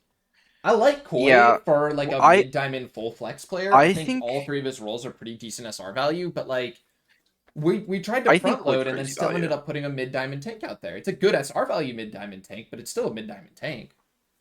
I mean that's fair. I think Koi plays at a higher rate, and I think a lot of people who were at least on the astronauts last season would probably agree. Yeah, I think Koi can punch up a couple hundred SR, but I like this lineup better if instead of if you push more of your SR into tank, to be honest. What's the alternative there? Are we forcing Tanic B to play tank, or are we doing That's SLP the tank thing. theory again? The way this And lineup is, you play Koi Tank. I'm saying like from a draft theory perspective. oh I don't yeah, love the way yeah. this team was constructed. Okay, yeah. I like that you call that out. War is usually pretty good at putting teams together, and I think this was a fumble from him. Yeah. I also just think I don't think this I team will don't be think they bad. have a I don't I think don't this. think either of their DPS have a particularly good flanker on them either, which means that they're gonna be playing a lot of front to back. Which is gonna Yeah, put a that's lot fair. of pressure on that double plat support lineup to keep them up while they try to play front to back. Because, Tanic B wants to play like May and like Torb and Pharah. None of the like Pharah can off angle, but none of these are flanking. And then SLP is gonna want to play like Sojourn Freya. Wants to be like down main, like standard issue hit scans. Yeah. Yeah, SLP's kind of got a tracer, but like it's not as good as the hit scans in my opinion. You're getting champ value on those hit scans, and I don't really want to see SLP on tracer that much. So Yeah. Uh, back in season 3 on or I think it was the Zeros on my team, Tanic mainly played like Echo Genji Tracer. So I hmm, think he definitely has to like start playing those heroes again, or either that or May. But yeah, once again, like playing super front to back with lower SR supports might be kind of tough. But also Yeah. on circuit, I was really confused. they play double They were sniper. playing yeah, they're playing double sniper when May wasn't banned. So Yeah, I think like if you don't have a May on circuit and the enemy team has a May, like the game is like very, very hard. So I don't know why they played Hanzo. Hanzo yeah, Freya, I think is what they played. yeah. So You're right. I really think they could have won that Interesting. map. Yeah, And just like because I. like Fluff Nuggets played very well Oh yeah, that for sure. map, like had some really good fluxes, but like it would have been Imagine, 20 times harder for him yeah, if he imagine had if to play against Navy on May. you just put May walls behind Fluff Nuggets every time he tries to take a corner, and Yeah. it's just like he can't play the game anymore. Yeah, And he was doing Yeah. exactly. great work, but they chose to take the double sniper instead, and I think double sniper on circuit is kind of bait. It's If not this team bad, like there's nothing wrong with it, but I think May brawls are just better. So why aren't you playing May brawl if it's open? if this team stays as it is, it's not going to be a very good team. But War is a theory crafter, and I assume things will change. It is week 1. I think this Mm-hmm. team will be better, but I don't think it'll. I don't. I think this team has a ceiling, and I don't think it'll ever reach higher than like 7 or 8. Yeah, I want to see what War Um, cooks. I think War's good at cooking, and there I don't think this except most my obvious Pokemon line drafts. is going to be their best line. If it is, I don't think this team's got a very high ceiling. We'll see. We'll see what happens, but Yeah. yeah. But good job to the deal sealers for The deal 3-0ing sealers are really good. War. To be clear, the Yeah. Ugrapon losing 3 out of the deal sealers is like not the end of the world. Yeah. I like the deal sealers a lot. Next up, the Big City Blockheads beating the Adam and Adams 3-2. The Met This was a tank really moves good me. game. Met I Dude, tank watched it. moves This me. was a really, really good game. After scrimming the Big City Blockheads, I'm so high on Met Tank and just Ducks as Mhm. a player. I Mhm. think those Oh yeah. two like are just so much value at like 3550, and I think Dux was playing a lot of DPS in our scrim and he was like 3100, and I was like, dude, these guys are insane. Dux is a shooter, dude. Dux is a shooter. I know I think this team is just like a ton of like low masters, high diamond players that Very is flat. very flat. It's a very flat team, but a lot of these people are just playing higher than they are. So it's still a very flat team. I don't think you have any other than like Rossa on support, you don't have any like GM players, but all these guys are probably on average playing up to like a 3600, thirty seven Yeah. hundred thing. I like And it's just very well put together, I Yeah, I feel like the like. usage of off rolls they've been doing so far. I mean, Met didn't sign up DPS this season, so was necessarily going to off roll, but the Met off roll and the Rasa off roll both look like very solid DPS, or both Oh look yeah, like very solid Rasa SR value. Rasa also on DPS was really good, and Mhm. RMM tank at 3100 was kind of value. Yeah, Me and Greg scrimmed this team, and for scrimbuck purposes, we lost yeah, like 4-2 or something like that. yeah. Um, And I think I think the Blockheads, they're a very flat team, but they have a lot of good value players. I think they're going to have a solid season. I like the Blockheads. I yeah, also, I want to shout out Yuri as well, who I think on the tier. There's so many like low diamond John Hitscan players, and I really think Yuri was one of the better ones. But then Yuri got taken to play flex support, and has been doing really solid on that. I think Yuri's support has been very solid as well. Just another time where they're taking that player, putting them on off roll, and getting good SR value out of it. This is good value off rolls is the color of this team, and it's working really well. I really respect this team for what they're doing. I think this team will turn out really good. I think it could be a rockier start. I could very much see them losing a couple games early stages. It's a lot of people trying to figure out an off roll. Yeah. So I think there's a lot of room to grow here as well. Yeah. But no, I do have high hopes for this team right now. They probably sit in the middle of my PR, but we'll get to PR in a little bit. And then I guess finally before we get to PR, we have one more game that's finished that we can talk about. Oh, you're right. I'm just terrible. I'm a terrible person. I'm sorry, Adams. I was kind of low on this team. Right. And the fact that they brought it to map 5, I feel better about. I like this team. I think, what is it, Fuzzy? I don't know how you pronounce their name. I think them, and then Fuzzy, Aniki, Austin. I think that trio played very, very strong. They look so dominant on like their map win as well as a few other maps. But I feel like it just was too inconsistent. Yeah. I like if they get it together, it works well. I liked the Aniki Reaper option with the Austin. Yeah, the Reaper. I think that looks really, really good. That was strong because you just got two like very high SR damage players who are playing characters that can really like kind of take over, do a lot, and I think it worked. I think it was a good look for them. Adam's Mizuki continues to be really, really impressive. So I think when you have Adam on that Mizuki, he can get a lot done. But they were experimenting a bit with Adam on like other roles. I think Adam played Diva on Numbani, if I remember correctly. I think the take looks pretty good. I do think Adam looks pretty good. I do have a question for if there are any Adam and Adams in the chat. How do you guys differentiate between Adam and Adam? Oh yeah, you really have to emphasize the T. You have to emphasize the T in I would, because because I'm mid fight and I'm talking to Atom, or Adam. I'm thinking about which one I'm emphasizing. So I do really want to know how that's figured out. If anybody wants to give me a DM later, but I think Atom is going to be good SR value on that low masters flex support. Yeah, I'm very high on Atom. I think Atom is very, very good at 3500 playing that Curie. I think they do a lot of things well. I was watching them during the combine, and I was very impressed with them just being like comfortable on that Curie and being able to like heal, DPS, good positioning, good awareness, just all around a really good player for their SR. Yeah, I think she's really good. I think I'm looking forward to seeing more from her this season.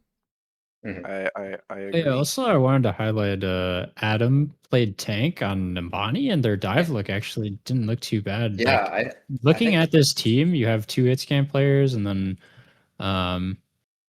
Adam. I didn't know he played Diva, but their team doesn't seem constructed very. Did they win the Numbani map? Yeah, they ended up winning Numbani, and if you look at the Adam on tank, Numbani won. Yeah, it was that was a crazy Nathan, Adam Diva is 1-0 on Numbani.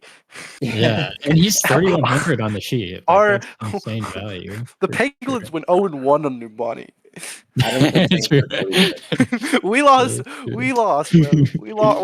Numbani. So I'm getting word in the chat that Adam actually plays tank in collegiate. So Adam Tank might end up being like a really good value look for this team. Yeah, I think they ended up swapping to the Zarya, if I'm not mistaken, at the end there. It was and it looked really, really good as well. Yeah, both teams finished Numbani with like multiple minutes in the time bank, but they were able to hold on their defense, which in OT they didn't allow very fast cap into being full held, which I think was a really good adjustment moving over to that Zarya.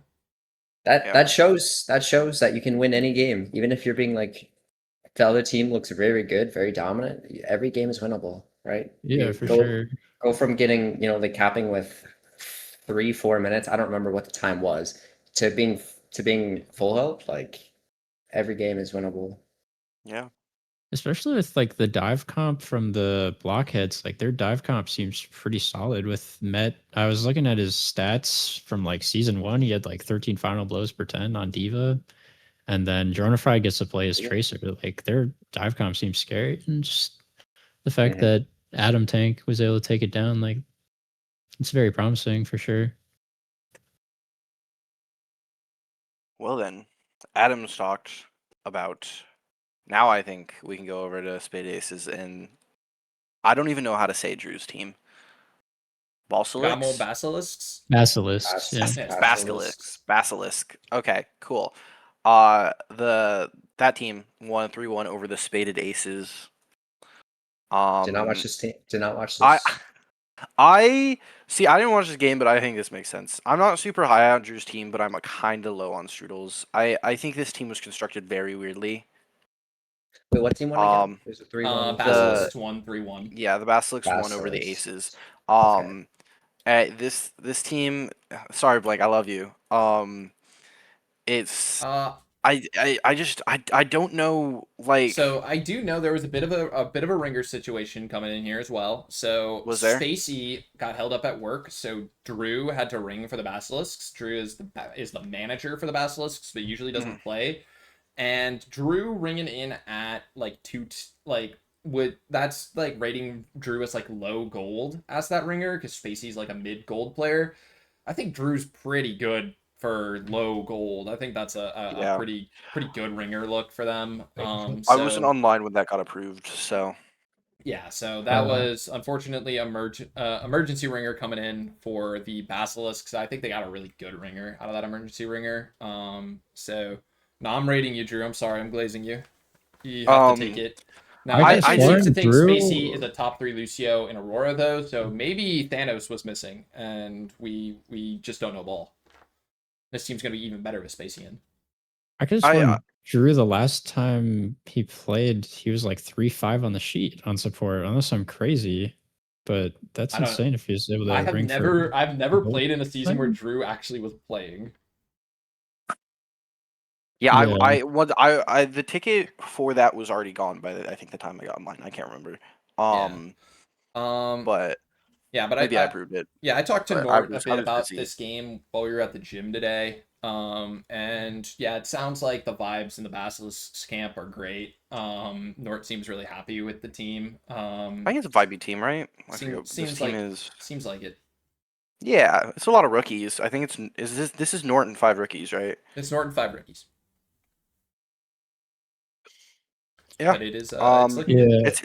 It's hard to rate. I'm just low on the Aces. Yeah, I did not. I don't know how you fit in WK. I only have the information that Nort Logic gave me at the gym today. That's the only thing I know about this game. I just don't know how you fit in WK. I like D Blank and I think Strudel is great, but it's just so much SR put into your support line. I'm hearing word on the Blank's street saying, is that Voyager did not make it to this game. I think Voyager is the best player on that might team. make a difference. Yeah, I can agree. So Voyager it like really changes the narrative here. I'm crazy high on Voyager. I think Voyager's so good at the game.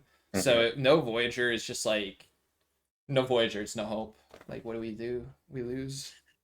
Yeah, I watched a few maps and yeah, I saw Nord going crazy on the hazard on Esperanza. I can't believe it didn't get banned on Esperanza. Like that's that's the hazard map. Too. He went 34-1, so he just dropped a nuke. They banned Hazard on Li Shang, so it already had been banned. Li Shang? Like, they banned Hazard there? Like, I swear, I was literally hanging out with Nort today, asking him about this game. He did not bring up that he's Thanos on Esperanza. Like, he just didn't mention it. Like, this dude is too humble. This dude is too humble. Big up Thanos on every map. Dude, Nort is good. That guy, he needs to start, like, upping himself. He's so good on that Hazard. Yeah, I really like the like Nord Hazard plus Reborn on flanker synergy. Like Reborn is like like from my scouting, he's like a facet expert, flex DPS, mainly flanker player.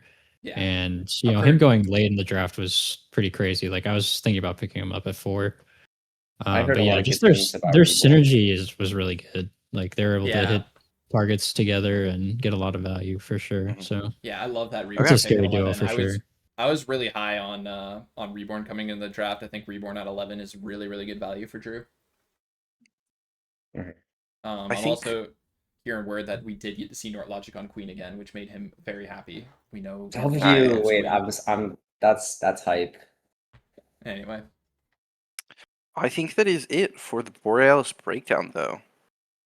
I think that is every game that was played so far. Week 1 is not over. We have a couple games tonight, and then we have Kitazons and Mars Shadows. We have Sai versus Nathan on Tuesday. So, Nice. all right. Yeah, great but game. we will talk about those later. Right now, we'll move into what's this next segment called? The bulletin board. Where Greg, wonderful prod for today, will show up a Google Doc. This will look more professional in a couple weeks, but right now we just have a Google Doc. And us 4 are just going to take every team and we're going to do PR. It's hard to rate the 6 teams that haven't played yet, but we will fit them in somehow. Anyway, does anybody have ideas for number 1? I know what I think I want at number 1 so far. Hookah Nets. Yeah, I think I'm putting we can all Nets. agree it's too good. Anybody oppose that? I like It's that. Tuca Nets. I like them being at 1. Yeah, I think that's a good spot. Blank, it says Haz was banned on Lijiang on the score reporting. Drew might have Whatever, lied they'll- in the score reporting sheet. Okay, well, I guess they'll figure it out. That's not our business. At number 2, what do we want to do? Do we want to just put Ender Dragons, or are we thinking there's a team between Ender Dragons and Toucanets? Are we gonna rate the teams that have not played yet? Yes, we are. I think we should. Do you want to put I'm Six gonna Ferrymen go there? for it. I was thinking 6 Ferrymen. I just think that's Yeah, I think Until- Six Ferrymen is I'm very okay with- fair. I like the Styx Ferryman a lot. I think that draft went literally perfect for Nave, and I know that, and I think that because Nave said it to me, and I believe him. Well, I mean that's all. It's very. It's just Nave and 5 rookies, except all the 5 rookies are people Nave knows. So Yeah. Does Nave? except I think the Muffin Man. I believe Muffin Man is the unknown factor on that team, but it's like Nave pretty Yeah. much said his draft strategy was to take a bunch of rookies that he knows personally and is very high on, Yeah, and then he got all So- of them. yeah. So, So I think 3 is Ender Dragons though. I don't know. If I don't think Styx Ferryman should be number 2. Like they're Really? yeah, I think this team is going to scale a lot because Muffin Man is brand new to the game, but they have all of their heals on like someone who's brand new to the game, which is concerning. is for Jumpy me. Wizard a main support? I thought Jumpy Uh, Wizard is a main yeah, support. Jumpy Wizard Jumpy is gonna Wizard play like Lucio had- and Shinji. Yeah, Jumpy Wizard had role priority of 1 being main sport and then 5 flex sport. So Jumpy Wizard does Oh. not want to play flex sport this season. And So yeah, Okay. Jumpy Wizard is It's going just- to be on the main support. I do think for right now, genuinely, I think flex support is the dramatically easier of the 2 roles. Like yeah, but it's the more important one is the problem because it's the main source Yeah. of heals. So if your source of heals dies, but I like, do it's- think that I- like concerning. I think if I you think the can Muffin Man won't be able to see- scale right now, I would still put Ferryman at like 3 or 4. the big thing that has me rating this team very high is just like I think this team's got good mistletoe theory going on, which is to say if Muffin Man gets traded in every fight, I think they are gonna win every fight. I love that like silver player theory is just mistletoe theory. It's not just like mistletoe theory. it's not like we have like 4 silver players across multiple teams now. Still But it's still mistletoe mistletoe theory. Yeah. Still mistletoe theory. The, It's- the yeah, original it's the original Aurora silver player. Yeah, I think if they can just trade Muffin Man every team fight, I think they're gonna win a lot of those team fights. Like I think the rest. I mean, of their it's also players are hard to really rate. It's also hard to rate 5 rookies before they've even played their first match. So Yeah. I can good. Yeah, understand I'm okay with moving Nathan's this team down. worry. I'm okay with moving this team. I think- would put them at 3 or 4 though. I think they would be 4. I think the top 3 are kind of like Are you Just- thinking? like, they've done such a good Toucanets, showing. Ender Dragons, and Deal Stealers? Yeah, for sure. Like they should be Okay. above the I, 6 I, right I now. would put Ender Dragons at 2, Deal Sailors at 3 then if you really want to put Ferryman at 4. Yeah, I think that's the safest bet. We're not here to be safe, are we though? We are Yeah, podcast but PR. We are here to make hot takes. okay. Okay, here's my hot take. Am I allowed to put Deal Sealers at 2 after one win where I liked them a lot? Is that crazy? Is that messed up? I think I don't Ender know. Dragons. I No, personally Ender Ender Dragons. Dragons at 1. Like Ender I don't Dragons almost beat the Toucanets on probably their worst roster. So like I don't think they should be anything lower than 2. Yeah, there's that, and then I like, as much as I think we are highly rating the Deal Sailors correctly, I think they just beat an easier opponent. Sure. Yeah. Yeah. Like I think we it was went a on for like confident- it was a 8 confident minutes win, about. but at the end of the day, the Ogre Pawn are like a mid-table team who I don't fully see how they're gonna put. I don't see what roster lineup is gonna be the best for them yet. Yeah. What are we putting at 5 then? I have a take. What's It's the your take? match time dreamers at 5. I'm fine with that. I think the That Alaskan team is Salmon so are good. a good team that kind of got rolled over. So I mean, They- the Salmon put up a good fight. It's just every single time that good fight wasn't enough. Like the match time dreamers Yeah. had crazy clutch value because of mistletoe theory. They could get positive trades and then clutch out every single fight because like in late fight situations they would just have like a champ player and then like 2 masters players, and it's just like, okay, like are the players who are still alive in this 3v3 or 3v4 situation are just all insanely good and can clutch it out. my 5, 6, 7 are and I don't care what order you put them in, but Match Time Dreamers, the Seattle Speedsters, and the Super Saiyans. Yeah. What do we think of the Chillers? We're putting the Chillers I like over them. The I Chillers think- are also a good team. I think They I lost could fit maps them to in there. Cats. Yeah, see that is my main. They lost maps to the Cats, who I would probably put very low on this list right now.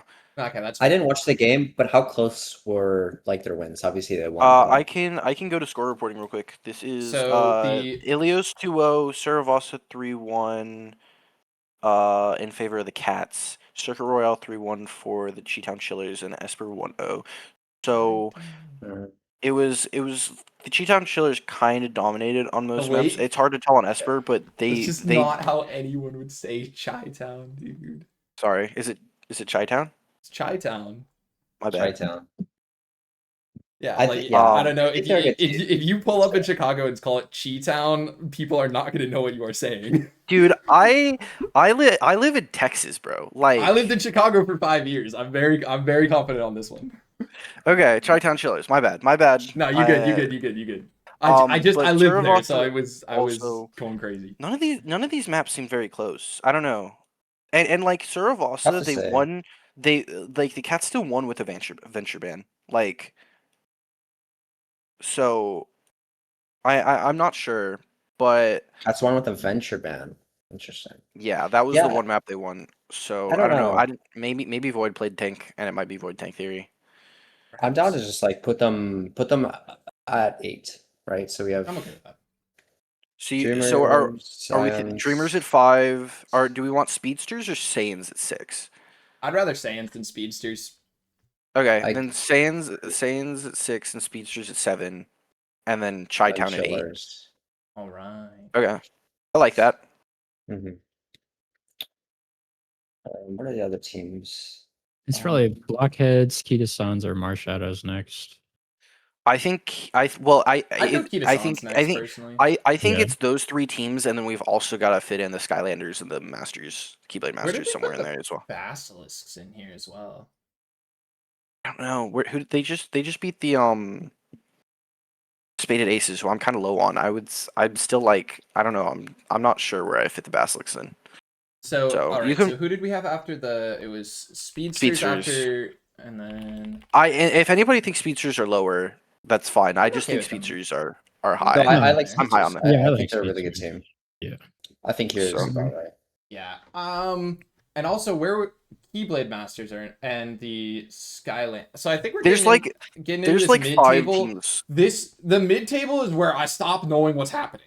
Like I'm So, gonna be yeah, so for real. Like even the last couple of teams, I really am like you could put the the chillers at like 14th and I still wouldn't really be mad about it. And then the flip side is like there's like 6 or 7 teams that we're about to go through and it's just like any order I wouldn't argue with.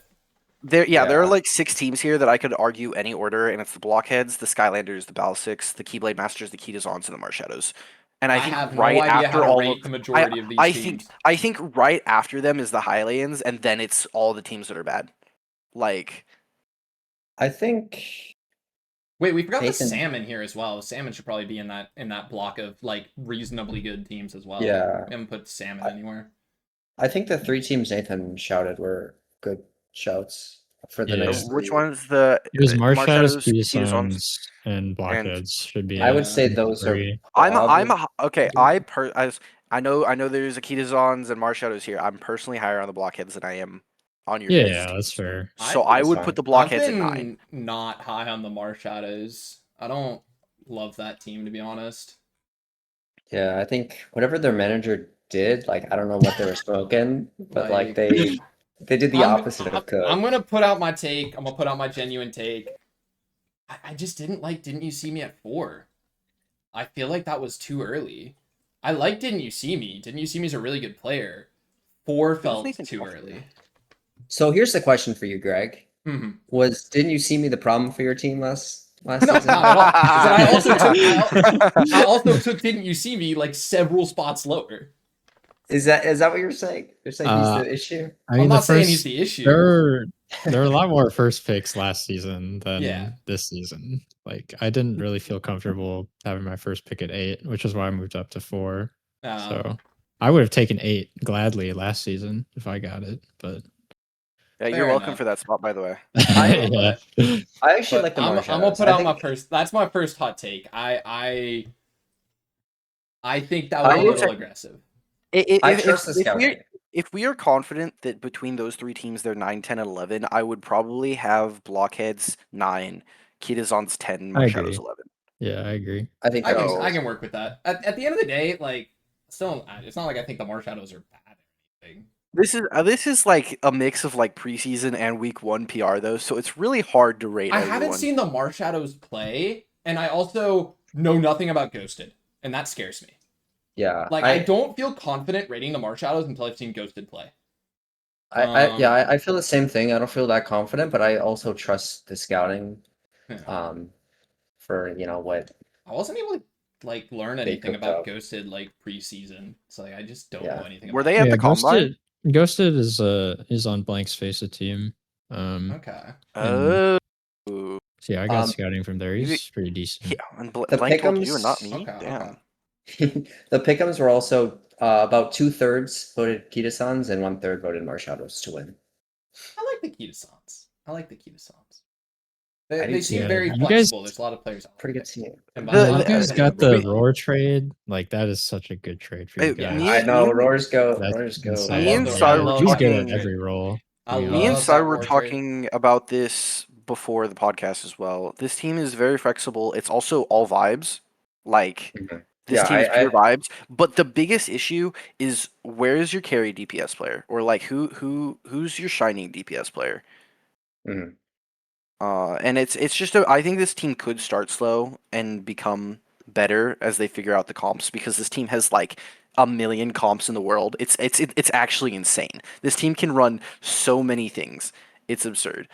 Yeah, I Um, actually good point. I think the carry DPS, it's definitely not me, it's definitely not Riddle Dog, it's definitely not Ari. It is most definitely Smelly Fat Kid. That is the carry DPS. Once Smelly Fat Kid shows up, we win all the games.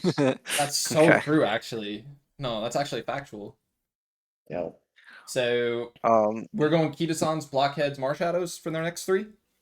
I had Blockheads Blockheads 9. first. Yeah. Blockheads first. Okay. Blockheads. Yeah. Yeah, I think that's fair. I think that's fine. we're probably higher on the Blockheads than most people are, but I whatever. like the Blockheads. I think that's just a lot of good value off rolls. I also yeah, I agree.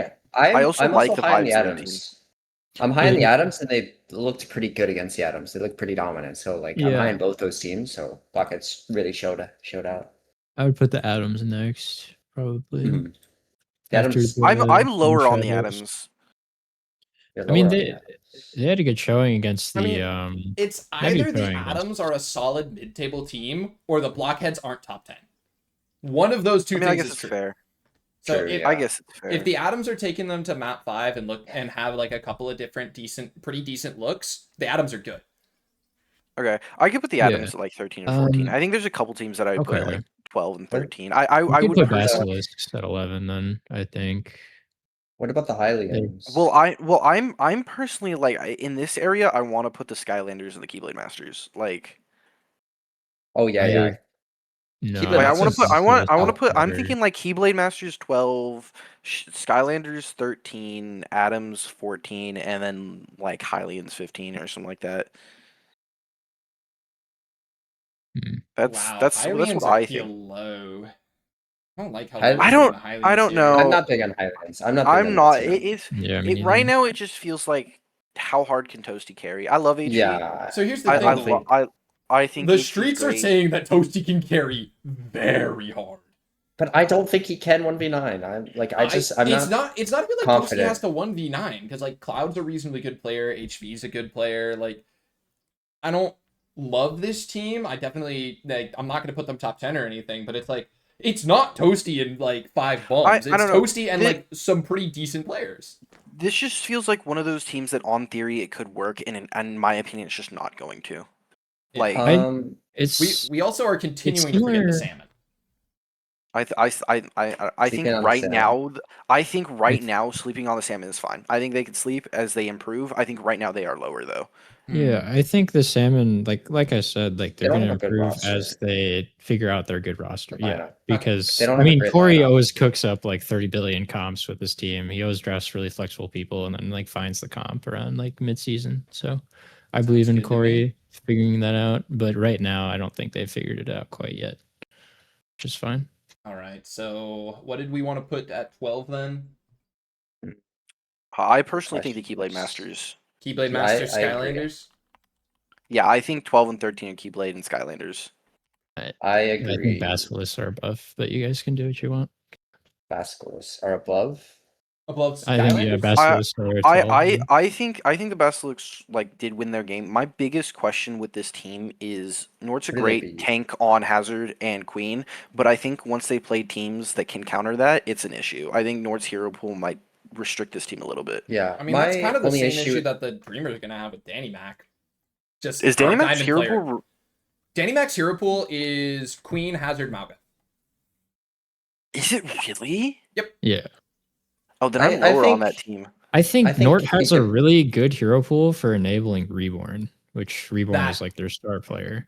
Like if and I like you Reborn queen also. shout your flanker or you jump the same target with your flanker, like you're just gonna kill somebody, especially with Reborn being like an expert face it player. So Yeah, I really like that idea. And I think it's gonna win them a lot of maps. And I think Hazard's just a really strong character where it's like you can try to counter comp the Hazard, but like for the most part, I think it's still just gonna work because the rest of the team's pretty well built around it to like play around that, and the comp's good.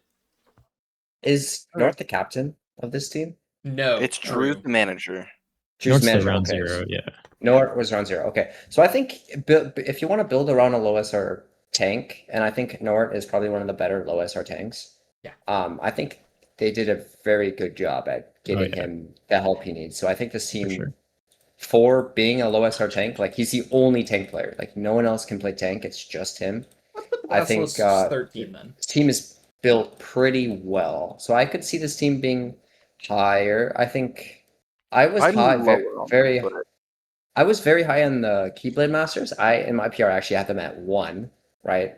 Crazy. It was a crazy take that I was like cooking. And then I had the Skylanders pretty low, so I could see the Yeah. Basilisk I being mean, above. the both. Keyblade Masters were 5th in official PR as well, so that was definitely Yeah. a team that people were high on. Whereas the Shattered Eye and Skylanders were 20th.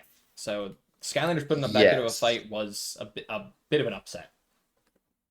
It was. Okay, I think so. I'm I think the personally Skylanders lower should on climb for Basilisk, that. but if you want to put them at 13, that's a-okay with me. Yeah.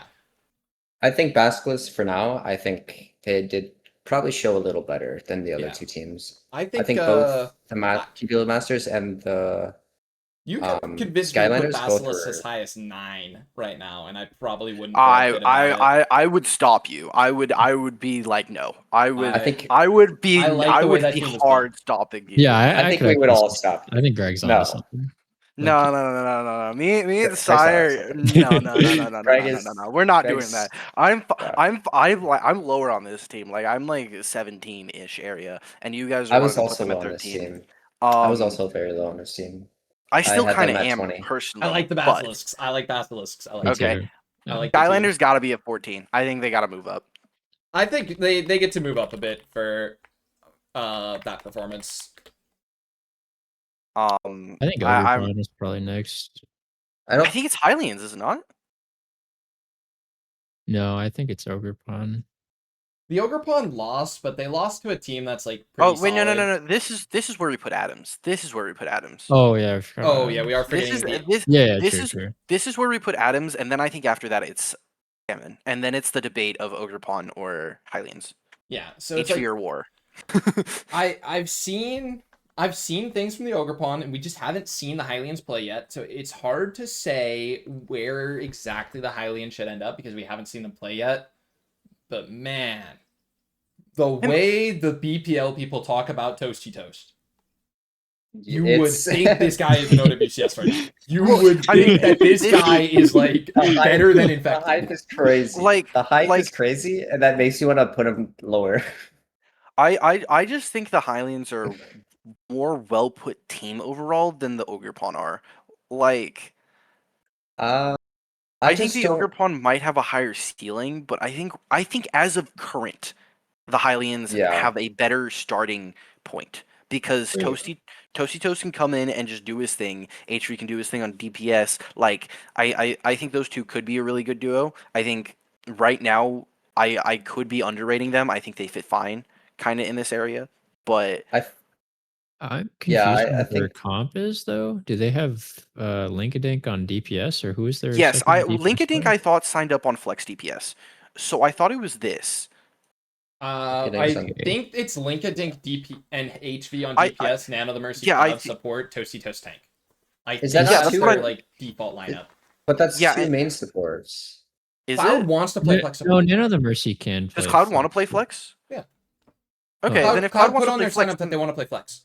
then yeah, this Okay. I think this team, this base lineup is built really decent. I just think like some of these picks were a reach from Link. Like I it could have been just- maximized. Yeah. I I don't think I don't Toasty Toast. believe this DPS lineup. I don't think this DPS line is good. Yeah, this is like similar to the Spurts. I feel like I like don't their know. lineup. HV's I I'm- like HV a bit more than Like, I I like th- Jargo, and Yeah, for sure. but I mean otherwise, yeah, pretty much is. I'm very high. Toasty Toast. Everyone says I think- Toasty Toast is like the best player of all time, right? So I'm just gonna believe that. And then I'm really high on Cloud. Cloud was my Toasty collegiate Toast at teammate. 3 might be the best pick of the draft. Cloud could play literally everything. Like if you put Cloud on DPS, put Cloud on tank, like they would be really good at it. So I I think like they that. have like Cloud HV? and so they have Kevit, and that is a tank player. That's a tank player. So Yeah, when you just Kevit have to do rotates that, and then you have in, to move, like- Toasty Toast is moving to DPS with And then it's Cloud, like and Cloud, HV moves yeah, to and then support. with Link. So With it's Link, like everyone moves around, so everyone has to Mhm. be decent at all their roles, which is Yeah. worrisome. This second comp is worrisome, and why I think they're So, dropped a little bit. Here's the I thing. actually though. like this Here's though. the thing. I like this though. I think Cloud is HV's support way is better really than good. 34. Linkadink's main support is excellent value in plat. I think Linkadink's main support is great. I'm not don't know about familiar the with Cloud's HV. DPS, but Toasty Cloud, on DPS. Cloud's higher. Cloud's good. Cloud. Okay. So Cloud's it's way the better question than here. 34. The 34 question is here. big. The question with this comp is how good is the tank, the rookie tank. The It's rookie gonna diamond it's gonna be on. Is that diamond tank Okay. good? Like any good? Okay, personally, I'm a Hylian 16, Salmon 17, Ogre Pawn 18. I'm okay That's with how I that. have it. I don't know if anybody is different. I know Nathan's I face don't believe looks in the like. Hylians. You don't believe in the sorry. Highlands? I mean, it's just they have to move Toasty off of tank as well, which Yeah. kind of sucks. Do we Isn't know that how like good mechanically Toasty's insane, DPS is? though? I've heard It's gonna be Toasty's Cloud DPS is on. good. Okay. Cloud DPS is really, really good, but 34 is not. That's fake. Cloud, maybe 37 is more accurate. Like But then it's gonna I've be- played a Cloud. I know Cloud. Like Cloud is really, really good. He's got good comms, good vibes. He's like a really good player all around. Can play every role. Like So he, I I don't I think think I've this seen Cloud Cloud on Flex DPS, so I guess that's just a big Cloud question mark for Cloud's me. got a good Genji. I've seen his Genji a little bit. Okay. I So think it's he'll just play his so game. if Cloud's flex DPS on the main comp is good and Cloud's DPS is higher rated, the team this team kind of seems based on what we're talking about center around Cloud. If Cloud is good on flex DPS or on I guess flex DPS and flex support, then Yeah. the team's good, and if he's not, then it's bad. Like Yeah, I mean, this DPS line has to carry, right? I think their support line looks solid. I don't know. well, Yeah, I don't know. He's got a really here's good here's the carry. here's the Nicoding's got a here's the really thing good, about like, this DPS line doesn't need to carry as hard as you guys think because HV is really good at balancing healing and damaging on Kiriko, if I'm going to be honest. Linkading's got a that's good. crazy good Wu Yang. Like, Yeah, I that's think true. Linkading at 2/8's great value. Yeah, I mean, I think this team looks really good. I think Kevituz. I don't know how you'd say that. I don't know. Kevin. Yeah, well, we are that's- gonna I'm gonna find tell you. out Gotta be pretty in strong about 2 as well. hours when Wind and I get on the broadcast and cast the hyped up Hylians against the Gainesville Glup Shittos. So we're gonna find out in about 2 hours how good this True, team's secondary lineups are gonna be. Well, It's just so hard to rate these teams that haven't That's played yet, so though. hard. 'Cause it's a lot of speculation about how good this Yeah. team is gonna be at shifting roles. Yeah. But I think this team could be really good. I think they have a lot of I flexible believe players. them. I believe them. I mean, I at the end of the day, I'm putting them 16th. Yeah, I mean, they're like Like, I'm not putting them crazy high or anything, but I think bottom there's half. a world. That is bottom half. So yeah. Well, yeah, and I'm personally like Salmon 17, Ogre Pawn 18. yeah, I'm cool with that. I would personally do Ogre Pawn 16, Salmon 17, Hylians 18, but that's just my opinion. I'm okay with Salmon. Well, your opinion doesn't matter. No, I'm just kidding. Do we want, like, I could see a world where Ogre Pawn are above Hylians. I put them definitely like right next to each other though. I mean, I'm I'm- fine if you want to move I them don't down know. just because they haven't played yet. Like we're speculating that they're good, but like also Okay. I don't I'm know. fine with that. If we're doing that, then I don't. I am higher on the Salmon than I am on the Ogre Pawn, so I'd put Salmon on 16 and then Ogre I'm Pawn also 17. higher. I'm not So high it on would- Ogre Pawn at all. I don't think that's I don't So, like that yeah, Ogre Pawn it- lineup that much. I think Salmon above Ogre Pawn for sure. Okay, and now we're getting into the quote unquote bad territory where I would put we Armadillos have next. the bottom. This is the it's bottom five. this is the Armadillos, cats, the armadillos, the hoopos, Spurt the Syndromers. the shittos, and The the Syndromers. yeah, The the Glup Syndromers. Shittos, and then the Spaded Aces as well. cases. Oh, I did we think- skip some? Okay. I think basilisks, and then We've already rated the hoopos. Basilisks. Did we? Basilisks are No, 13th, yeah. dog. Not the basilisk. I was I want the Armadillos Yeah. at 19. I want the Armadillos. armadillos. That's the one. That's I the think one. That's the one. lasers. I think lasers Thanos. Yes. I They're think gonna have to armadillos. figure out how to work with a solid. tank whose best character is Doomfist. No one really plays that character, so I think that's just gonna be an adjustment period. But I don't think it's necessarily bad. Like I don't think there's anything He did wrong with it as long as everyone's show- good. As long as you can like everyone's Can't ready they- for it and set up for it. I think Marmelo's they- Doomfist could turn into a good value pick, but they're gonna need a couple of weeks and a couple of scrims for everyone to get used to playing with a Doomfist. Can't they You He also know did what put show the cross? Zarya. Can't He they showed also the put cross on Zarya tank? and Ori. Oh yeah. It's not like Marmelo's Ross like a can Doom also play OTP, tank. but like my understanding Yeah. is Marmelo's best is Doom, and it's like Mhm. I think there's a world where this team like ramps up as they like learn to play around Doomfist and like give Marmelo chances on that hero. Whereas like in the Mhm. earlier couple of games in the season, you're gonna see more of Marmelo on those more traditional heroes like Zarya and Orisa, and you know, if you're a High Masters Doomfist player, let's do High Masters Doomfist things. You know, I think that's the line for this team to end up being decent. Yeah, I agree. The But problem I I've heard have- good things about Laser. Laser's Laser's apparently Thanos. really good. Yeah, Laser is really good. The problem I have with this team is that they don't have a commer between their flex DPS and their tank. Like No? Oh, yeah. I hopped into VC and I didn't hear many comms from Marmello. Although their gameplay on Doomfist was really good. Like I was watching it. Oh, yeah. But just not having like the synergy between your flanker and your tank is kind of hard to deal with. I know Laser is good at calming, but there's only so much you can calm on hit scan. Yeah, So I have had to IGL from the hit scan roll before, and it's really hard. yeah, so that's my concern with this team. I think if Marmello worked on the comms a bit, they could definitely coordinate a bit better. But yeah, that's just my main concern. There's a cat on my desk. Very important. W aside. cat. Look at how Um, cute that guy Can we is. rank the cat we- in the PR? This is number 1 cat right here. You can tell he's on my desk right now. He's so good. WCat. I like that guy. So we have Armadillos at 19. Yeah. Who do we have at 20? Because Who I goes? see a world Yeah, I where the think that is Armadillos right. end up being a pretty good team. Like I think that is very viable. Sai, based on what I heard, Hoopos might be cooked already. Really? I'm not hearing good I- scrimbucks out of the Hoopos. I am I- actually hearing I- good things out of I- Glup Shitos camp. I'm hearing nice things about the Glup Shitos. I would put Glub Shitos here. So from what I was told, the Glup Shitos scrimmed the Toucanets, and it wasn't that bad. They scrimmed the number 1 team, and it wasn't like they lost a decent number of maps, but they didn't lose every map, and they actually had fun, and everyone the vibes were vibing. I think there's a world where the Glup Shitos are pretty decent. From what I heard about the Hoopos, that team might have already blown up. Really? I like So- the Hoopos because Killjoy's a good player for the rest of the I can agree. Killjoy's a good player.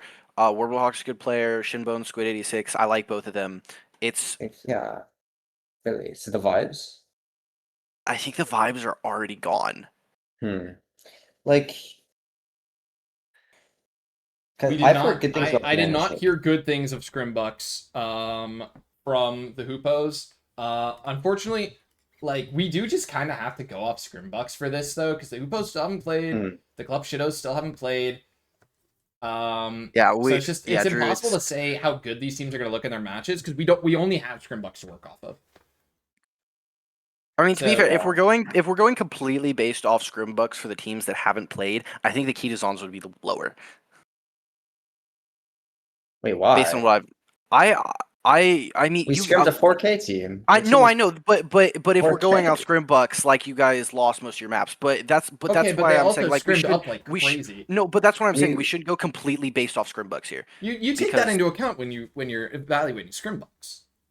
I we? think Yeah, you I take think SR so. into account. If you scrim a team that's way over cap, and was then you nearly lose, 4K. that's just the It was expectation. it was 3-9. I think that we scrimmed. Oh, okay. Yeah, and Alter's a gambling addict. we won 2 out of 6, right? So we lost 2-4 or 2-4. Okay, But they were relatively close games. Alter, I'm I'm giving you very- that role right now. By the way, Oh, beat me to it. Darn. gambling at it. Hey, Oh, you is get that it what for- that is? You get it for having 25,000 points in Aurora Oh. Twitch chat. Dish also got it does. too. Yeah. I only got 15K because yeah. I think I Alter lost. is now. Oh, Dish as well. Okay, I guess I gotta I get can to get Dish. Dish. I can get Dish.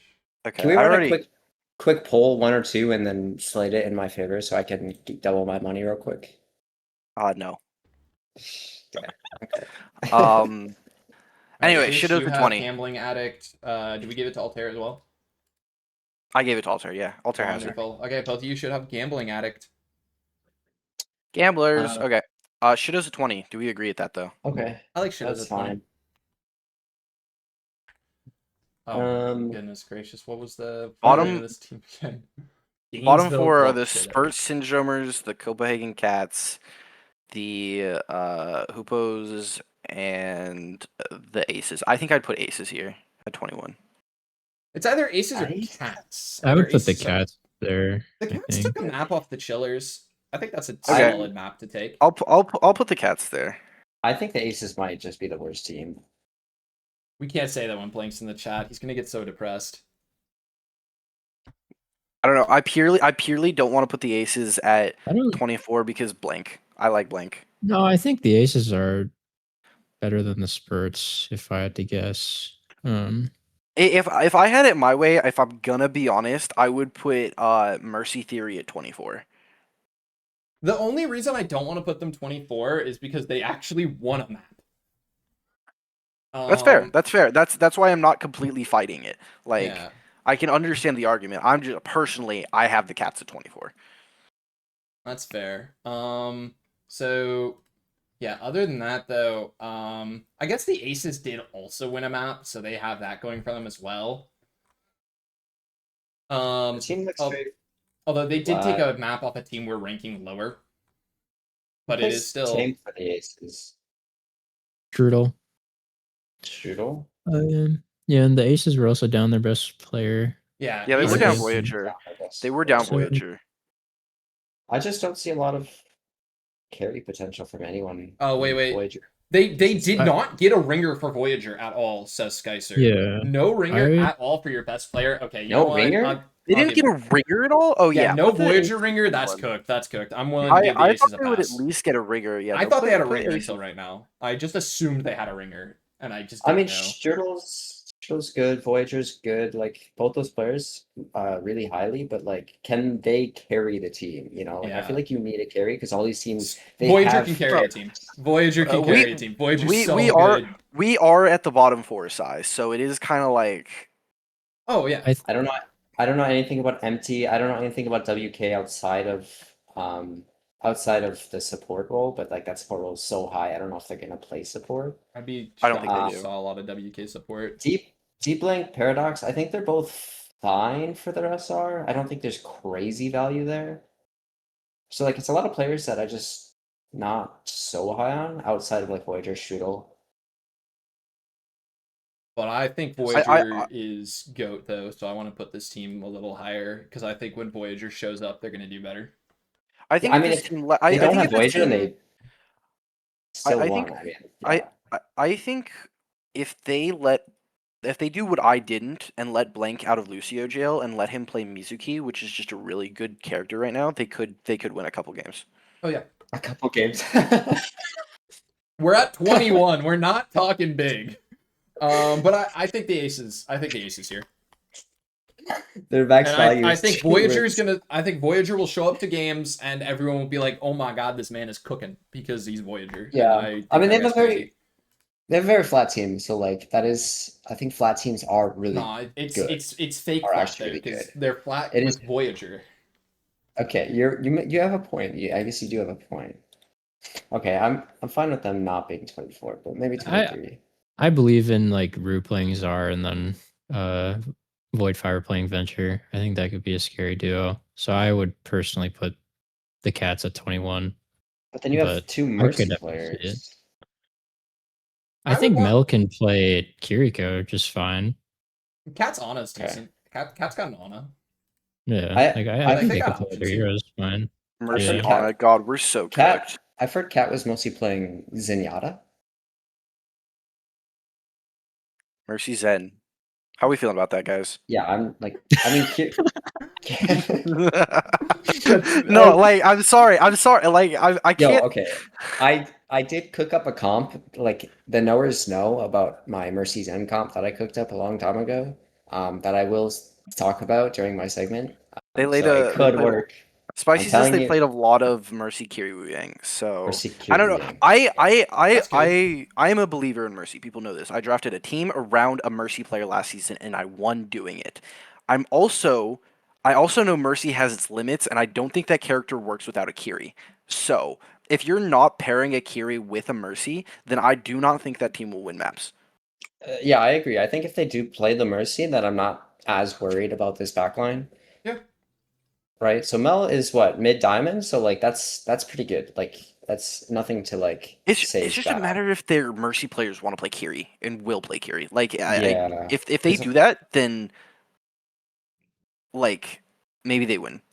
Yeah, I think if they're good on the Kiri and they do play the Kiri, this team can be good. With Rue on tank, I think Rue's Czar looks really good, and then with Void Fiber and Bacon, I like the right? Rue tank.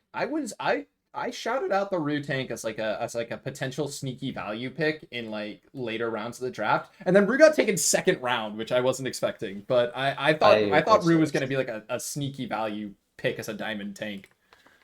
They can win maps with Void going negative. I don't know about that, but Well, that might I is this from experience, Ari? Like, did this actually happen? Is this how they won that map? Did they win Suro with a negative void? Void Void went 11. Oh my 10. god! Really? Wait, that's Okay, but it's because Rue Lupinus is Thanos. Okay, we're putting the True, cats at true. 21. I've changed Rue my was mind. The cats at 27 and 6. No, we're Yeah, okay. giving Rue the world. We're giving Rue everything and more. Yeah, if I mean, are they maybe like top 10? All right, I'm Are putting they- Rue Theory 21. yeah, not the cats. Rue theory. We are glazing Rue Lupinus to the fucking moon. Yeah, Plat, by the way. Yeah, Plat's, by the way. Like, Yeah, that's We yeah, are that's- all yeah. on the Rue Lupinus train. Yeah. Okay. Anyway, 23 and 24. So are Hoopos or Syndromers the worst? I think it's hard to say the Syndromers are the worst when Dronafried was their ringer and was stuck playing 3 characters. I think Dr. Yargo has 1 extra character that they can get on him and will actually play Freya as well. They do have So- Carson. I think Carson Yeah. single-handedly. Carson Stannis. I think based on what I've heard about the Hoopos, I think that team might be so cooked already they just might be 24. So I'm Spurt Syndromers. I'm okay hate, with at 20. this. I hate Warbler Hawk being on another bad team because She Warbler doesn't Hawk's my deserve goat. this. She's a nice person. No, Warbler Hawk needs to win, bro. This is so No. sad. Her team's not even that bad. Like, I feel like she can definitely go even. Like, what was it, 9 weeks? She can go 4 and 5. This I mean, team can win. this is based off week 1s and like scrimbooks. Like this is what we know off scrimbooks and week 1 games. So it's obviously this isn't. We're not 100% accurate unless we are. If later in the season, if this is 100% accurate, this was all totally correct. We did nothing wrong. You know, we are theory crafters, and y'all should believe everything we say. If we're wrong, though, you know, it's week 1. You know. I'm gonna say right now, this is not the final standings. It's not gonna happen. It's not gonna happen. I Because hope the Copenhagen not. Cats are winning the goddamn league. We all need to believe. Okay, Greg. I'm on the Cats train. I am here for the Copenhagen Cats. Mercy Theory can win when you have 1 Mercy player. I don't know about 3. I think Mercy Theory can win. I think Mercy Theory will win. Well, okay, wait. Here's the idea. You just put Rue on like ball or something, and then you double. Well, where are we going with this? Where are we going with this? And then you double Mercy Pocket both your DPS. You have We're 2 playing Mercies. 2 Mercies? That's legal. That's legal. I'll check with the admins. We'll get that approved. Goodness gracious. It can work. No. I think the Cats are gonna be a perfectly decent team because I believe in them. They don't need to play 2 Mercies. They're good. They're gonna do good. I Greg, think did you they believe in get your bonus previous points teams? just for being the Cats. So I what? Did you believe in your previous teams? I believed in the Wyoming Wonks. The Wonks are a good team. Wonks better Okay, than I'll give them that. I'll give them that. I believed in that team. Team was If good. you didn't, Didn't you see me fail the Wonks? I mean, yeah, Greg You did not fail the Wonks. You did not fail the Wonks. I'm yeah, sorry. Greg did already say you were the issue. No. I was the issue. Quoted, I was the quoted, issue. I was the issue. I was the worst. No, didn't. You can't. I'm sorry. I had to put out at least 1 hot take for the podcast or TC was going to throw me in jail, didn't. Please believe me. Anyway, that's our podcast PR. That's the bulletin board, guys. That's it. That's Final thoughts? I think it looks pretty good. I like it. Swap the Ender Dragons and the Toucanets, low key. Do you You think would swap them? No. I agree with you. I do think the Ender Dragons with like their full roster it could be better, but I think for now, since it's 1, I just think it makes more sense putting them 1 for now. Yeah, makes sense. And I'd swap the and so many people are figuring out shittos with the comps. Hylians. It's just super hard because Oh, there you are want some Hylians teams that 20th. there are probably some teams that lost games today, and it's purely just because one comp beats another, right? It's just how one team runs a team beats another. And they could both be really good teams, or one team could be really good and lost today just because some team plays the exact comp that plays well into them, or right? just So because like it's War DC'd like 4 times during the match. yeah, so True. it's really hard to rate some of the things, but Yeah. I think this is a good basis, We are and working definitely on small sample sizes right now, so it's hard to say. Or on some yeah, teams, 0 sample size. yeah. So, Or Wind, do you want segment Psy? You want segment Psy, Wind? We'll go to segment Psy. You wanna bring us over to the full Oh screen no. Psy, Greg? yes, I do. Okay, I will explain how this goes to the people. Once Greg's on that screen, we'll talk. I'll talk about it before I let segment Psy Oh, happen. I hit full screen instead of Whoa, side screen. My bad. that's weird. I don't know what happened Here's there. side screen. Okay. Whoa, where's Nathan? Nathan, oh, there he is. Okay. So, for the viewers, the very fun viewers, I have brought Sai today. He is very unprepared for this. He has 3 whole minutes to just talk about whatever he wants. We are not It could gonna be stop Overwatch, him. it could be hot takes, it could be food, it could be whatever he wants.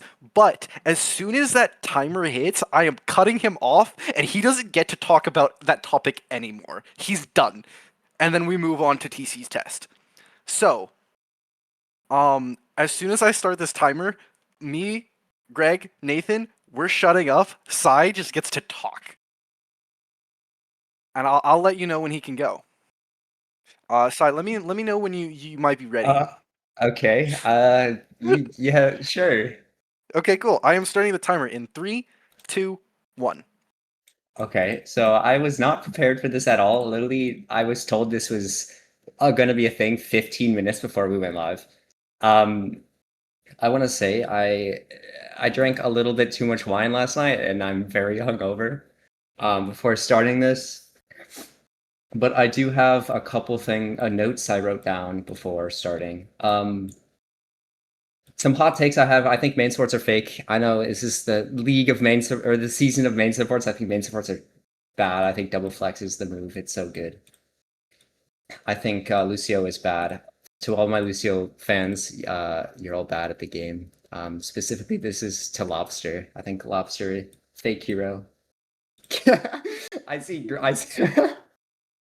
I see Greg. Yes, I think Mizuki is fun, but it's a bad character. I think because yeah, I think Brig is a bad character. I hate Brig. I am terrible at Brig, so I hate Brig because of that reason. Another hot take. I said this in general chat like yesterday. I think the Ramatra heal perk is actually busted and it's better than the damage perk. When you have just infinite sustain, you cycle your cooldowns. It's so strong, and I will die on this hill. I also hate playing tank in 6v6. I think 6v6 is a terrible, terrible game mode, and anyone old school saying 6v6 is better than 5v5, specifically on tank, is wrong. And I was saying this earlier about my Zen Mercy comp. I was cooking Zen Mercy. You play Zen Mercy, and then you double pocket your Widow. You mercy pocket the Widow. The Widow takes the major perk where it's 120, what is it, 125% damage or something with the fully scoped in and pierces. You mercy pocket that, you Zen Orb the tank, and you just one-shot tank. I did the math, it's like almost 500 damage for one headshot. And then you just do that, and it's OP. I want to see some team do this at some point. If you want to play Zen Mercy, maybe the Cats will do this. Another comp I cooked up. Nano, yeah, Window and Nano, yep, yep. Another comp I cooked up before is you play with Hog. It was specifically a Hog comp. I was like, how can you make the Hog hook OP? You play with Mei, so the Hog gets a hook. I think this was also when I was cooking up Zen Mercy. So I think you also play Zen Mercy in this. Hog, you hook the tank, you wall off the tank, Zen Mercy, or you Discord orb the tank, and then you mercy pocket Sierra and blow up the tank. I want to see these two comps get value because I swear I've told so many people that both these comps are actually good and you just need to try it, but everybody says I'm stupid and it's the worst takes ever. Okay, Sai, shut But up. You're out. You're done. You're done. You're done. That's 3 Okay. minutes. Last thing No. That's it. You're cut off. All right, That's and it. then You also don't get to say anything. No. You're cut off. We'll hit the Get sober off. mute button if you don't stop. and then one last thing. No. Okay, Okay, Greg, okay. bring us back to our main screen, and bring us to our next thing, TC's test. So this, if you weren't here at the beginning, I am going to be hosting a little game, weekly for each of my guests. If you don't know, it'll be rotational guests. These three will not be here next week. Segment Psy will be gone. It'll be segment somebody else. No. But weekly I will get together. I will do a little game with these guys, and then whoever wins that, I will write down for podcast guest of the week. And at the end of the season, I will put every podcast guest of the week in a drawing, and whoever wins that will get free merch on me. I will be buying it. So they will get one piece of merch, and I will buy it for them. So we'll see who our first podcast guest of the week is today. And for this week's TC's test, I have a little challenge for y'all where I will be quoting an Overwatch character, and you guys are going to DM me what it is, who is saying that, and you will get points if you get it right, and you won't get points if you get it wrong. So it's as simple as that. And some of them are easy, some of them are hard. We've got 6 rounds and a tiebreaker if we need it. And I'll be keeping track. It's as simple as that. You guys understand? Yeah. Okay, Saya, it is not Let's get it. Ramacha. Yeah. Saya immediately DM me, is it Ramacha? Okay, anyway, round 1. Gotta This kill is this this guy. is an easy one. I think you all get a point here. Just it's not based on speed. You all get the point if you all get it right. Heroes never die. Just DM me. I almost DM Jack because he has her profile picture now. Why did he do that? Wait, this one's Ramacha, right?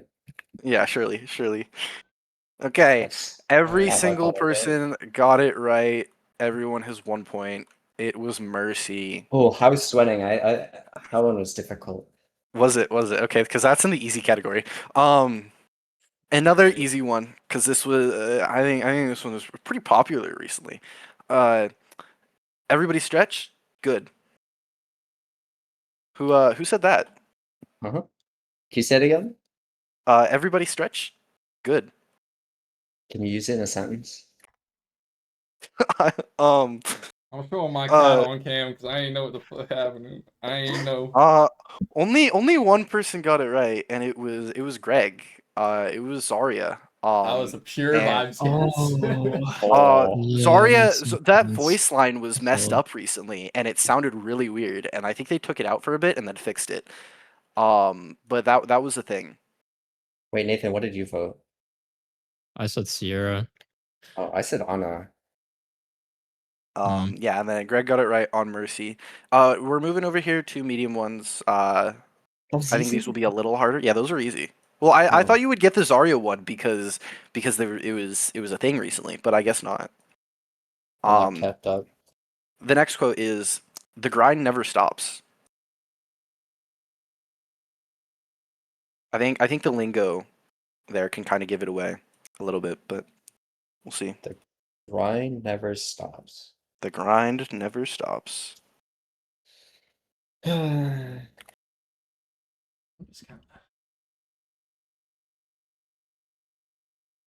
Chat, if you also want to guess, go ahead. I phone a friend? No. Can I phone my cat?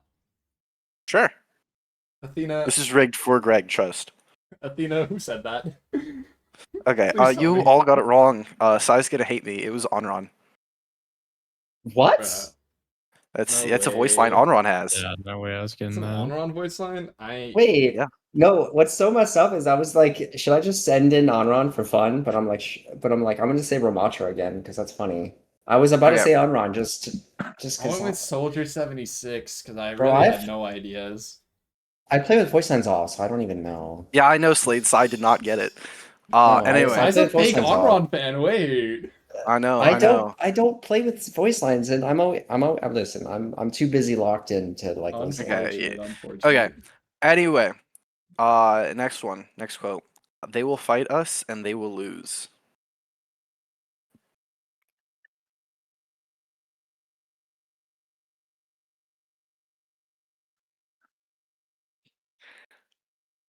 I've got one guess right now. I've got two guesses. Okay, I've got three guesses. Sai, you're gonna hate me again. This one was Ram. Yeah. No. And Greg got it. Yeah. No. You gotta Yeah. understand. I know ball. I just know Sai, ball. Sai guessing Ram on the Onron one and then Onron on the Ram one is so funny. What is this? I This is- okay. and then Nathan guessed Soj. Okay. What's the next one? Let's move on. Okay, these are the harder ones. Those were the Those easy were pretty ones? hard. No, the those two medium were ones. medium. Those were Okay, mediums. okay. This one, boop. It's on. That's the Boop? quote. Boop. Boop. Who says boop? Oh wait, no, I know the right answer.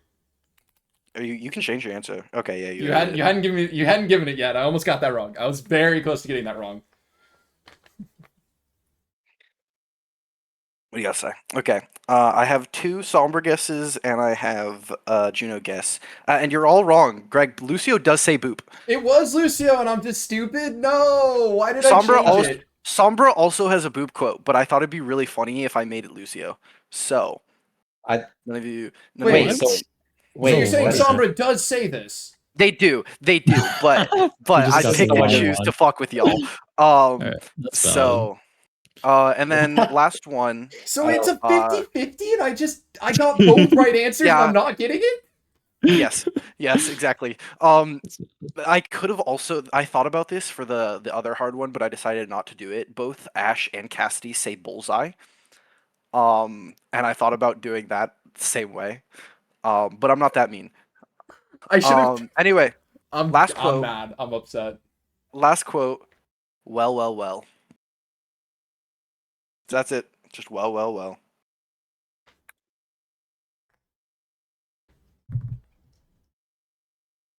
Okay. Got two guesses. I'm so bad at this. I'm so bad at lore and I'm bad at voice lines because I don't pay attention to any of it. Okay, It doesn't help all that of- TC is evil. I am It's evil. true. All of you are wrong. It was Shion. Oh, that makes sense. Shoot. So is that- But Greg wins? I don't Greg know. wins 3-1-1. I did have a tiebreaker that would have been speed based. Can we do it anyway? Yeah, I will We're do it tri- anyway for fun of With it. triple points for 3 points. Surely. And then I I already have to got come up that. with another tiebreaker. I know Then I have to ball. come Like, up I with just another know ball. tiebreaker. Sorry. Anyway, the quote is "Here, kitty, kitty."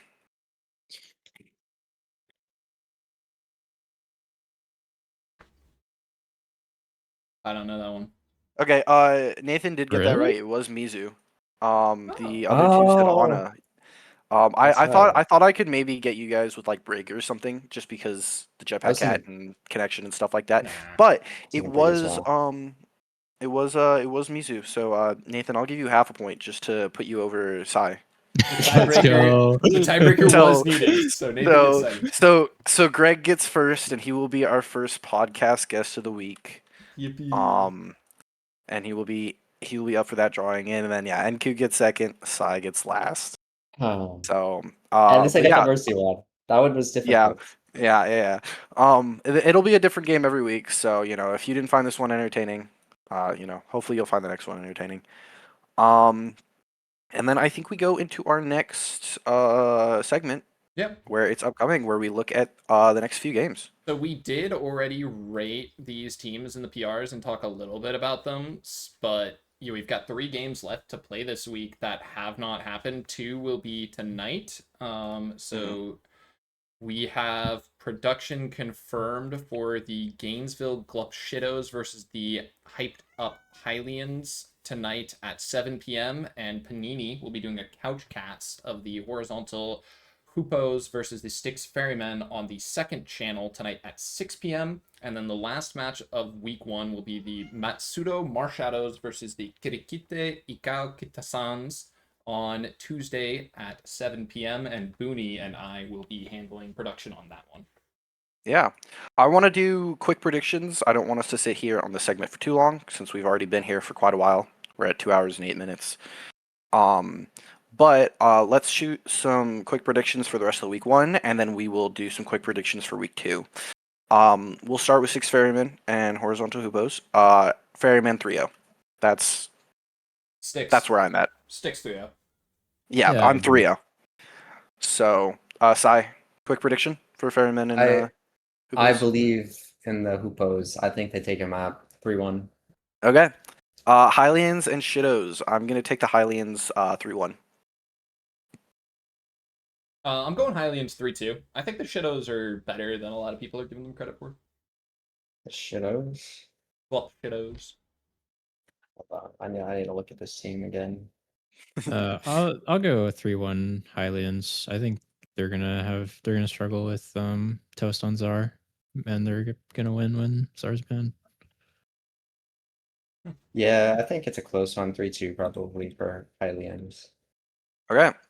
Mars Shadows and Kitazons. I'm going to take the Kitazons 3-2. I'm going Kitasons as well. 3-2. Yeah. Are you also 3-2, Greg? Yeah, I'm also gonna go 3-2. Okay. I I'm don't just think gonna the move Mars- on. Yeah. I don't think the Mars Shadows and the Kitazons should pred their own game. I think that's fair. Yeah. We're That's we're, true. we're both saying Psy wins. Sorry, NQ. Nah, that's all good. You know what? I'm gonna say it. I think Nathan wins. I think Nathan wins 3-2. I Okay, win. okay. No Just shit. hate it. Just hate it. Not the Mars Shadows. Nathan wins 3-2. Well, Nathan's Steve. Nathan's Steve. If I'm ringing for Din, Nathan, and I'm winning this shit. if you just clone 5 Nathans and run that through Aurora, I think that wins the league. I don't think Yeah. Chip It might wins. win the league. Yeah, it might be like Nathan wins. 4K average. Little disgusting. Anyway, With 5 IGLs. now we have the week 2 games. I haven't looked at when these are scheduled, so I'm just gonna go in order of what it is on the public sheet. Ender Dragons Ogerpon. I'm taking Ender Dragons 3-0. Dragons. Yeah. Yeah. Energy for 3-0. 3-0. Yeah, I think 3-0. I I dude, think this Iron Dragon's division's 3-1. insane. This division's insane. I'm gonna take the Oh, yeah. Toucanets over. Actually, I'm gonna take the Deal Sealers 3-2 over the Oh Toucanets. god, I hadn't looked at that A group yet. Oh my goodness gracious, poor Ogerpon. Yeah, they're I gonna. feel so bad for the Ogerpon. Yeah, but I'm They might gonna not take win the Deal. I'm gonna take the Deal Sealers over the Toucanets 3-2 in a very close series. Upset. Yeah. I think this could be very similar to like the Raccoon Dogs, Thunder Chickens, Spectres last season, where it's like they all go 2-1, they all beat the Ogerpon, and then they do a rotation of beating each other. I wouldn't be that surprised. Uh, Those top 3 teams so- are all really good. Poor Ogerpon. Poor Ogerpon. Yeah. They're No, gonna but I'm. Yeah. they're not gonna have fun for the next couple of weeks. I don't What think do the Ogerpon are that bad, but they're in a group with 3 top 5 teams. GG. Yeah. What do you guys think for Toucanets and Deal Sealers? You guys also taking the I'm- upset, or are you I'm guys going Toucanets, but I think the Deal Sealers are gonna take at least a map. 3-1? Yeah, Okay. I think it's 3-1s. 3. I was thinking 3-1 Toucanets as well. I think Okay. I think it's gonna be Seals close, win though. 3-2. Okay, me and Nathan both 3-2 Sealers. Okay. Yeah. Then we have I like the Sealers a lot. If they win that, I wouldn't be that surprised. And then we've got the Copenhagen Cats versus the Adam and Adams. I'm gonna take the Adams 3-1. I'm taking the Cats 3-2. I'm taking the Cats here. Ooh, I I'm think gonna be a Adams wins Cats 3-1. believer. I've committed myself to this. I like that I team. don't. I like their players. I like Mercy. I think they're gonna win. I don't think the Cats are gonna know how to stop this Adams team. I think Adams' team is really, really good. I really like their team. I think they're just inconsistent, but I don't think the Cats can stop it. I'm saying I think the Zarya venture could go kind of crazy on that Cats team. I think I like it. I like Bacon too. I want to shout out Bacon. I don't think I've said that name yet, but I want to shout out Bacon. Hey, Nathan, what are you thinking? Yeah, I think Adams win 3-1. Nice. I think this is our number 8 and our number 9, but I'm gonna take the Blockheads 3-2 over the Chi-Town Chillers. I think Chillers win 3-2. I'm going Chillers as well. I think Chillers like 3-1, 3-2. I like the Chillers. I think Blockhead's 3-2. Yeah, TC. I think we've had every single same guess, and I promise I'm We're not copying you. no, we're very similar, Crazy. except you probably except probably you don't agree with Mikita's on take. But yeah, You're synced up. You're just synced up. Yeah, for no, real. no, dude, yeah, it's that pangolin, it's that pangolin in For us. real. Yeah. It's For the real. pangolin mindset. I know. That's a Uh, very uh, interesting a group though. battle, a battle of our 23 and 24 spurt cinchomers versus the horizontal hubos. I think I'm gonna say map 5 in favor of the syndromers. I'm gonna give it Syndromers. I think they win 3-1. Especially if Femi shows up. I think they're gonna be better than they were against the Super Saiyans. And I think Carson's really good. I believe in the Hoopos. I think the Hoopos win 3-2. I think the Hoopos have pretty good players across the board. I'm Yeah. gonna go Hoopos 3-1. Okay. Super Saiyans, Sticks Fairyman, me and Greg won't say anything on this one. Super Oh, man. Saiyan 6 Spider-Man. Oh, this is a tough one actually. I think both teams are going to be really good. I think it's going to be super close. I think the Saiyans are going to win 3-2. Yeah, I think Saiyans 3-1. I'll take it. I like that. I like that. Alright. Seattle Speedsters versus Matchtime Dreamers. Dreamers What do we think? 3-1. I like the Dreamers here. I like the Dreamers. I think I was very moved by their performance against the Salmon, and I want to give them this one. I'm gonna go with them. Dreamers 3-1. I guess I'm sitting in upset city or something like that. I'm gonna take the Seattle Speedsters 3-2. Yeah, I'm also gonna do Speedsters 3-2. Y'all would Believe just in like Dad. have like a shared like brain cell or something. Like what's We- happening? No, Our we last we've one was just got, different. I think we've just I think we've just got a hard bias for Para. That's Yeah. fair. That's fair. I mean, Para's good. That so- team is I want to say the Speedsters are a really good team. I was just really moved by what I saw from Dreamers. I like that. I like that. Yeah, Team. you say you're biased for Par. I'm biased for Mistletoe, so that team will win and is undefeated. You're biased. Well, You're more so biased. January though. Number one What? January fan. Yeah, Yeah, sure. I am. Yeah, January's goat as well. I'm biased for that entire team. Rockies, Armadillos, Alaskan Salmon. I'm gonna take the Salmon 3-1. I'm thinking Salmon 3-0.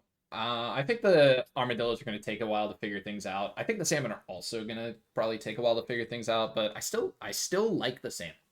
Still like the team. I like both teams. I think Laser takes it away. I think Armadillo's 3-1. I think Armadillos 3-2. I'm still on the Salmon. Okay. I'm still on the Salmon. I believe in the Armadillos. I believe in them. I think their team's really good.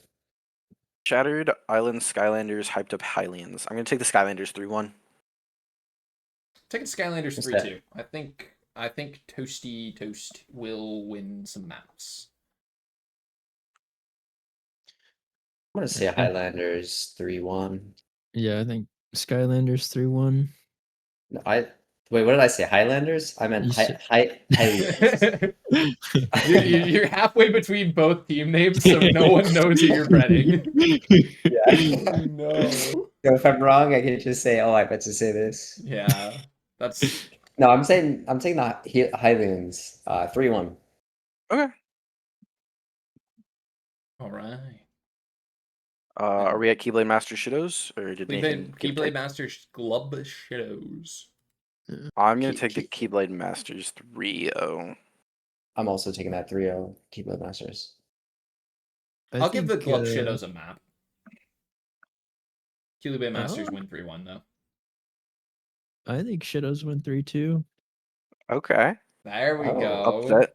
We got a Upset. take. Yeah. Upset. We like this. We like this. I like Um, when people are Glub Shadow pilled. I think that's kind of based of you, honestly. Marshadows Basilisks. I'm gonna take Marshadows 3-1. I'm taking Basilisks. I'm lower on the Basilisks. I like this Basilisk team a lot. I mean, at the end of the day, it's like I'm friends with Nort Logic, like in real life. so I'm a little biased here, but I think he's getting a little too much slack or a little bit too much heat as for being solo tank. I don't think it's gonna be a problem at all. And I think I'm gonna take Basilisk 3-1. I think after the Mars Shadows lost 3-0 to the Kita-sans this week, they're going to be so boomed and the team's going to be over. So I'm going to say Basilisk 3-0. That's crazy. Well, That's hot take, hot take, hot take. Okay. Yeah. No, I don't. And then I'm just very high on Basilisk. Kitazon's Spaded Aces, the both DJinx halves going at each other. I'm taking Kita-sans 3. I'm taking Kitazon's 3-1. Yeah, same as Greg. I think Kita-sans 3-0. And then yeah, those are our Preds. That's it. Everyone write those down. If we're wrong about any of them, blame us in our DMs. Like direct message us and say why are your takes wrong. I'm going to say it right now. If any of my Preds are wrong, I will retire from Aurora. Okay, bye, Sai. Okay, I believe. We'll see you in a pulling- different league, man. I'm pulling a what's Mel Kiper, okay? I'm not actually gonna retire. Oh my goodness gracious! Don't. Okay. Yeah, no, we're just joking. This Okay. is not that serious. Now bring us to probably the only returning segment. Write that down. Write that down. I have a Google Doc where I will be taking one write that down from every single person that shows up in the podcast throughout the season. You guys have the hardest job because it's week 1 and there aren't that many knowns yet. Once we get to like week 10 or something and people are like knowing things, they'll know. And it'll be easier. But you guys have the hardest job. I have to. Also, if you guys want a specific font in my Google Doc, let me know for your name and what you say. I'll give it to you. Goodness Okay. gracious! You get to Oh, specialize your Are these your font. like write that down like a take or opinion or whatever based on this upcoming season? Yes, this upcoming season. I will all after your upcoming season one, I will also do one for next week that we will rate next week with the different cast I have next week. I'll talk about those with them and we can laugh at y'all. I do deserve to be laughed but- at. This makes sense. But I first I want your season hot take. Or I guess it doesn't have to be hot. If it's like you think the Toucanets are going to be like a top 5 team, you could say that and play it safe. But it's up to y'all. We're gonna I get think the rated at the end Toucanets of the is- season for this take. Yes, I will be talking on the Put them same. in a tier yeah. list. Make a tier Yeah, list of yeah, everyone's. Yeah. Oh, I will okay. rate everyone's takes. We got. Okay, Funny. so I gotta think about this. I could start. I already have mine. Okay. I think this is biased. I think January is going to be one of the best SR values in the league at 3,700, and I think Mistletoe is going to win One. Captain of the Year. Okay, January being value is subjective, but Mistletoe being captain of the season, I can write down. And Okay, you can just write that. Just their teams. I guess we'll take Mistletoe. that. I think when season ends, value is subjective, and I will take that into consideration. But Okay, Mistletoe Captain of the season. What is it? What is it? best captain. I'll just Yeah. best captain, and then I will put in parentheses January best SR value, and I will rate those two. When the season ends, do you want a specific font? Yeah, probably one of the cool ones. Okay, what's a cool one? The ones that aren't lame. Cool. I'm gonna give you Comic Sans. Okay. Yeah, Okay, no, fine. I think Mistletoe No. being captain of the season. I can see the vision. I'm a big Mistletoe believer. Okay, don't steal it though. Oh God, no! I'm gonna hit my own red. He's like, oh god, no, that's never gonna happen. No. I'm just not gonna take your hot take. I think your take's good. I don't think it's that crazy of a take. Although there is only one captain of the year every year, so it's like there's a lot of Yeah, and there's Lot of only captains. 24. yeah. There's only so- 24. Only Or not 24. Not only there are 24, and there can only be Yeah, one. and unfortunately Yeah. TC is gonna win that, so it is what it is. Is that your hot take? That's not my hot take. That's just a fact. Like, Okay. I'm not. I think I've had two really good teams and didn't get captain of the season to two very situational things that I don't like, but it's up to the people, I guess. So Who votes for that? I don't actually know. I don't know. I don't know. I think I deserve captain eventually, best captain eventually, but we'll see if it happens this season. We've had a lot of good teams. I'm trying to think what a good hot take would be. I don't know. I didn't actually come prepared. Like the only hot take I came prepared with was that my hot take that. Oh, he was Nathan, do original. you have a season take? Yeah, I think all the managers had pretty good drafts, so I'm gonna say all 4 managers are making it to the quarters. All 4 managers make quarter Ooh.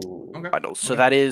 that is you, the Mars Shadows, that is the Ketazons, that is the Deal Sealers, and that is the Basilics. That's a hot So- take. So you think all 4 of those teams are going to make quarterfinals?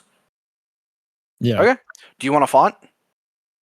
Nah, I don't know. I don't know fonts. All I know is like Okay. Times New Roman. You can put Yeah. that one. Okay, I'll give you time. I'll give you Times New Roman. Okay. Okay, Greg.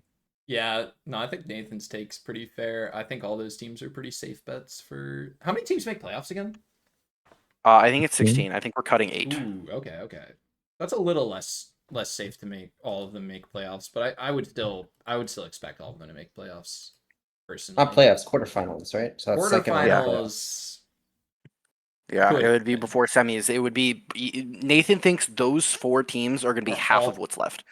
Yeah. Nathan thinks those 4 teams are all top. 8. Those, yes. Yes. We on our PR that we did earlier, we put one of those teams top 8. The Deal Sealers. Yeah, it was the Crazy. Deal Sealers. We put all of them top 16 though, so it's like it's not exactly a huge climb for any of them. I think the only one that didn't make top half was the Basilics, which yes, was at and I think we're underrating the Basilisks. I'm high on the Basilisks. Well, I'm low on that team, so you know they sit fine where they are since we have differing opinions on them. But yeah, no, I don't know. Like, you got any you have any rookie of the season or I don't MVP know about early MVPs? Can I go crazy here? Can I go a little crazy here? I think I'm a double down on my Basilisks glaze, and I'm gonna say Nort's gonna get a top 3 MVP finish. Ooh. That's my take. Wait. Nort Logic top 3 MVP finish. Nort Logic top. I mean, just 3 go all the way. MVP. Nort wins MVP. No. I'm not gonna put Nort MVP. Okay. I'm gonna put Nort top 3 MVP finish. I think the Basilisks are gonna have a great season. I think Nort's gonna look great on the solo tank, and Nort just has like the best vibes of all time, and gonna end up being an MVP candidate for the team and get hella votes because everyone loves Nort Logic. Do you Wait, want why not a just certain say top 4? Because when they do the awards, there's 4. Oh, there's 4? Yeah. Yeah. Nort So will be I'll write on the screen where we're discussing MVP candidates. Yeah. Okay. Cool. I'm here Yeah, for so Nort top 4. Logic. Okay.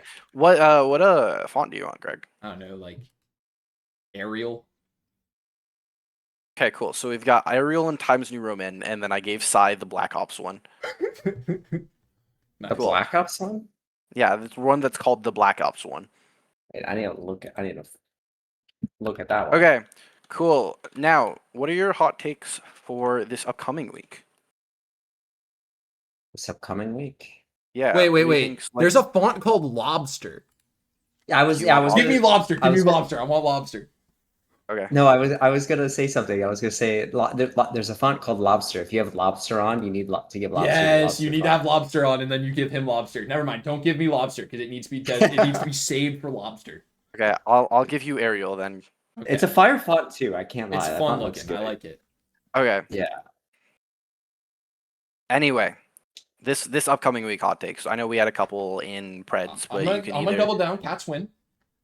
Cats win. I like the Cats. What was what score? Or do you just want to say Cats win? I'm just gonna leave it at Cats win. I think Okay, that's a Sai. hot enough take unto itself. Man, I don't remember what the matches were. I don't really know. I think there's gonna be how many matches are there? 12? Yes. I think half of them are going to be upsets. Or more.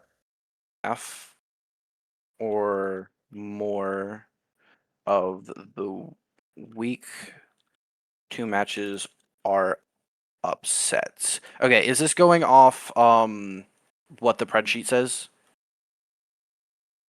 What We'll say people the pick 'em. people pred? Based off pick'ems, yeah. Okay, cool. Nathan.